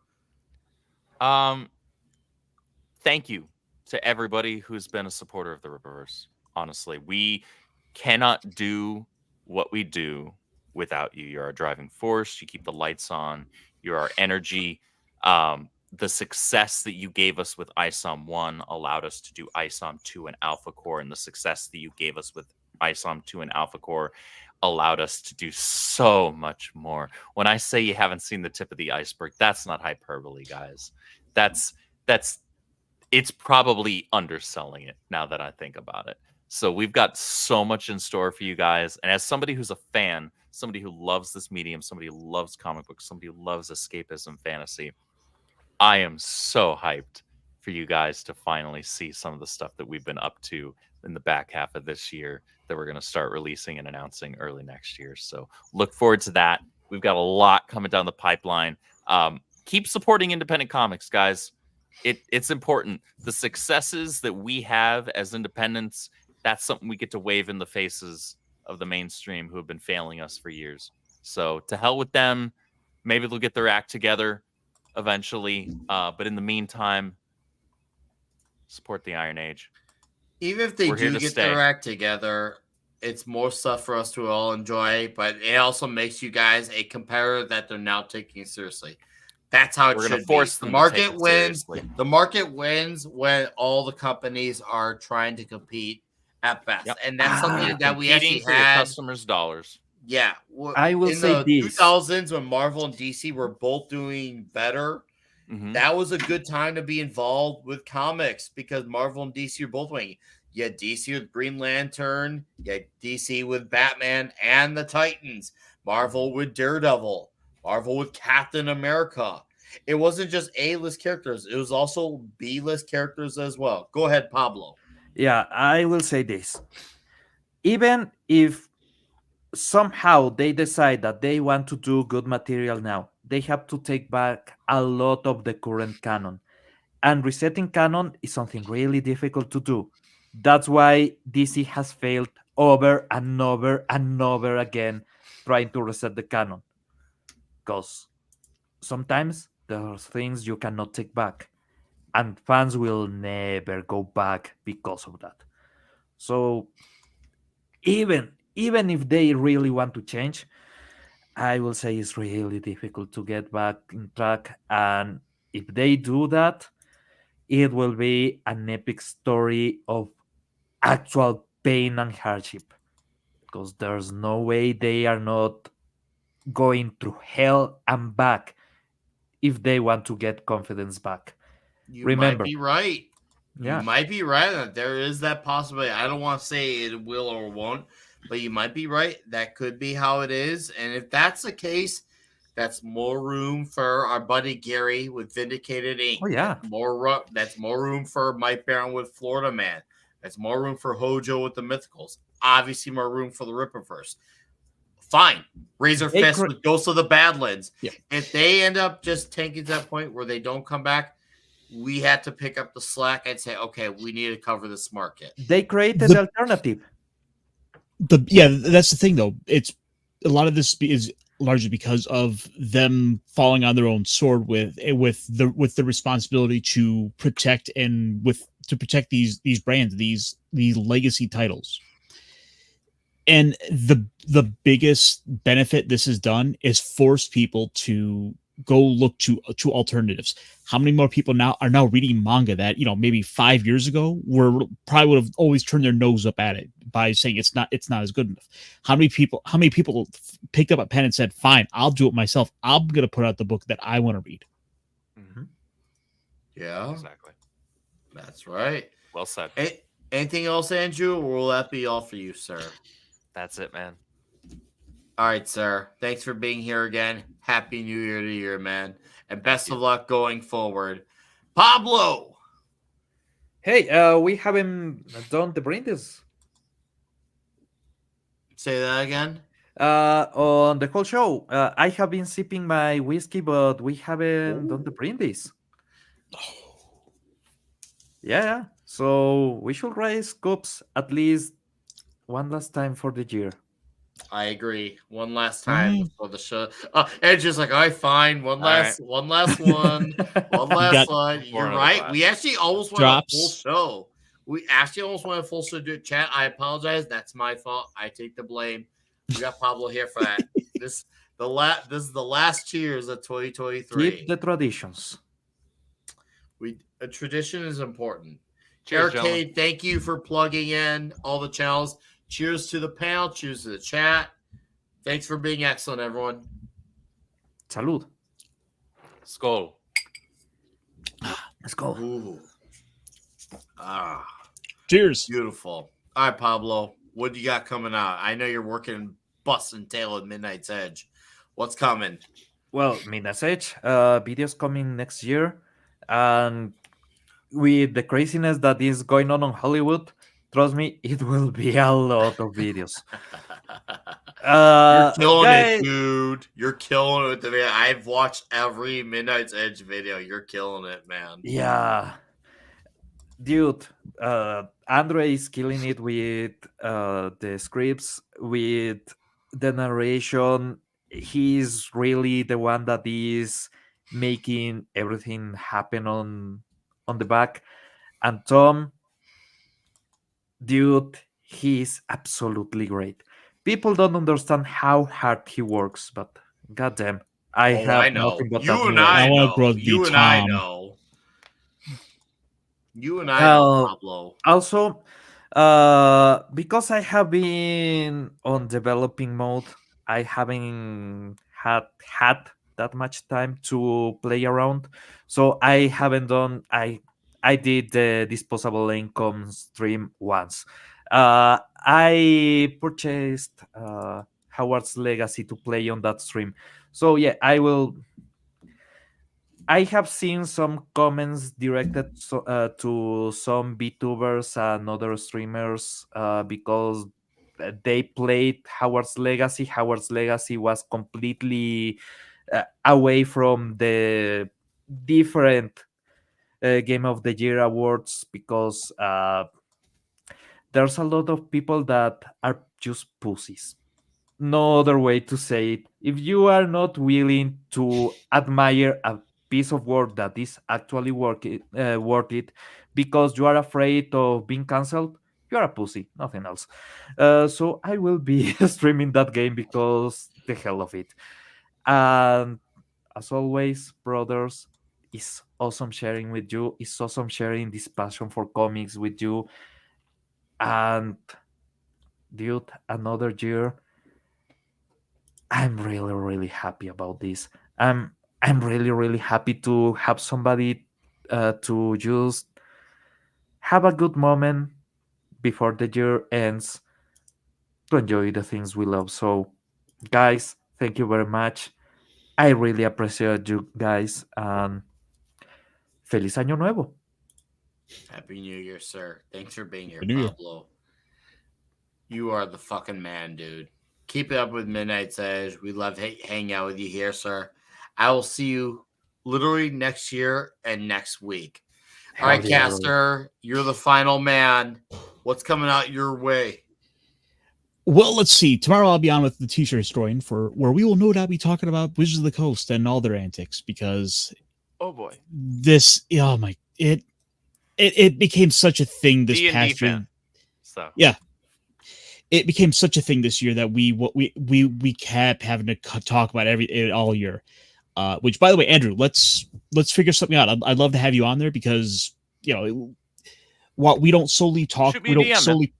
Yeah, no problem. We don't solely talk about DVD, but there's a lot of like kind of tabletop coverage from like news of the week sort of stuff. Sure. We have a few people on who are creatives in their own respects who go and produce their own RPGs, who are putting games out like that.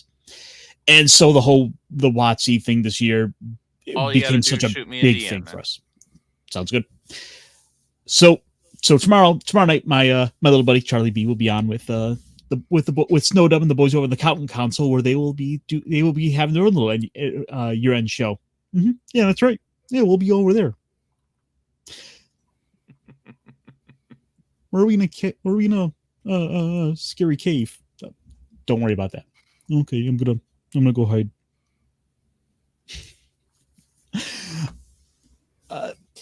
By the way, guys, I'll be on with Monday. I'll be on my channel doing the Mech Pit chat where we're gonna sit down and talk about to wrap up the year the Gundam 0080 War in the Pocket, which is a good little kind of Christmas / New Year's adventure. I'm sorry, what? I heard Gundam. Yes. We are covering. We're doing a review of the 1988 series, The War in the Pocket. I don't think I've actually watched that. Ooh. That's the one that basically takes place on New Year's Day too. So it's the perfect time for that one. Which century is this? Is the same This is as original? Universal Century. Okay.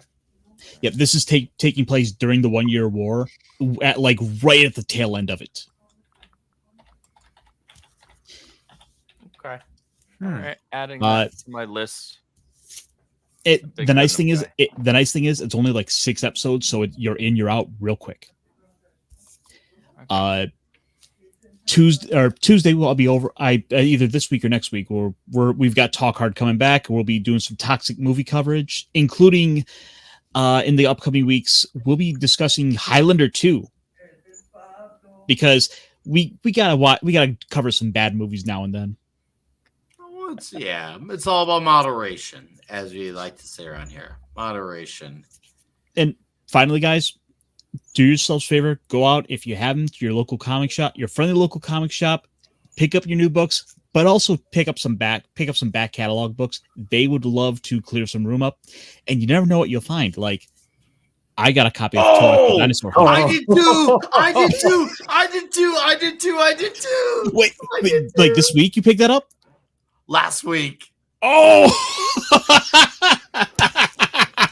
that's a Turok Dinosaur Hunter comic book. Yes. Tell me, exact cover. You didn't pay money for that. I paid about $2 for it. I will pay for the game. I paid. You paid half the price I did. I paid like $4. All right. Well, you didn't pay too terribly much, at least. Yeah, but it's one of the things that helped break the comic book industry. Yes, and with that history to it, I'm like, I gotta read this thing. I gotta see what was going on with that, because I started reading at the same time. I started reading some Tomb Raider comics, and I saw some advertisements for Turok. I'm like, yeah, all right. Wait, you mean Turok broke the comic industry and also the gaming industry? Contributed to it. It's not the Turok comic on its own merits that hurt it's the the industry. practices around its publication. Thank you, Andrew. Same as You the nailed game. it. Sounds like you are aware of the history of this comic as well. Sadly, it sucks because this comic was not a bad comic. It really wasn't. That's the sad No, part. it just didn't justify the things that they were doing regarding its printing. That's what it was. Yeah, it was just gnarly. But anyways, Caster, read Turok, enjoy it. Have a great rest of your 2023. Have Happy New Year to you, sir.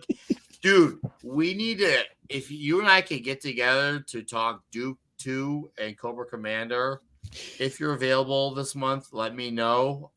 Otherwise, Comic Shop Talk is all good.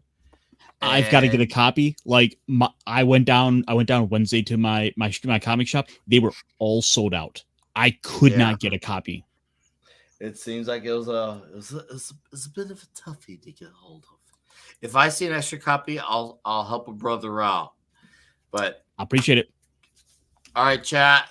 Happy New Year. Once again, thank you for being a supporter of this channel. Thanks for all the super chats, direct donations, membership donos, and becoming a member. Thank you, guys. We will see you all literally next year. And unlike Toxic Tuesday, there is no outro. We just say goodbye, good fight.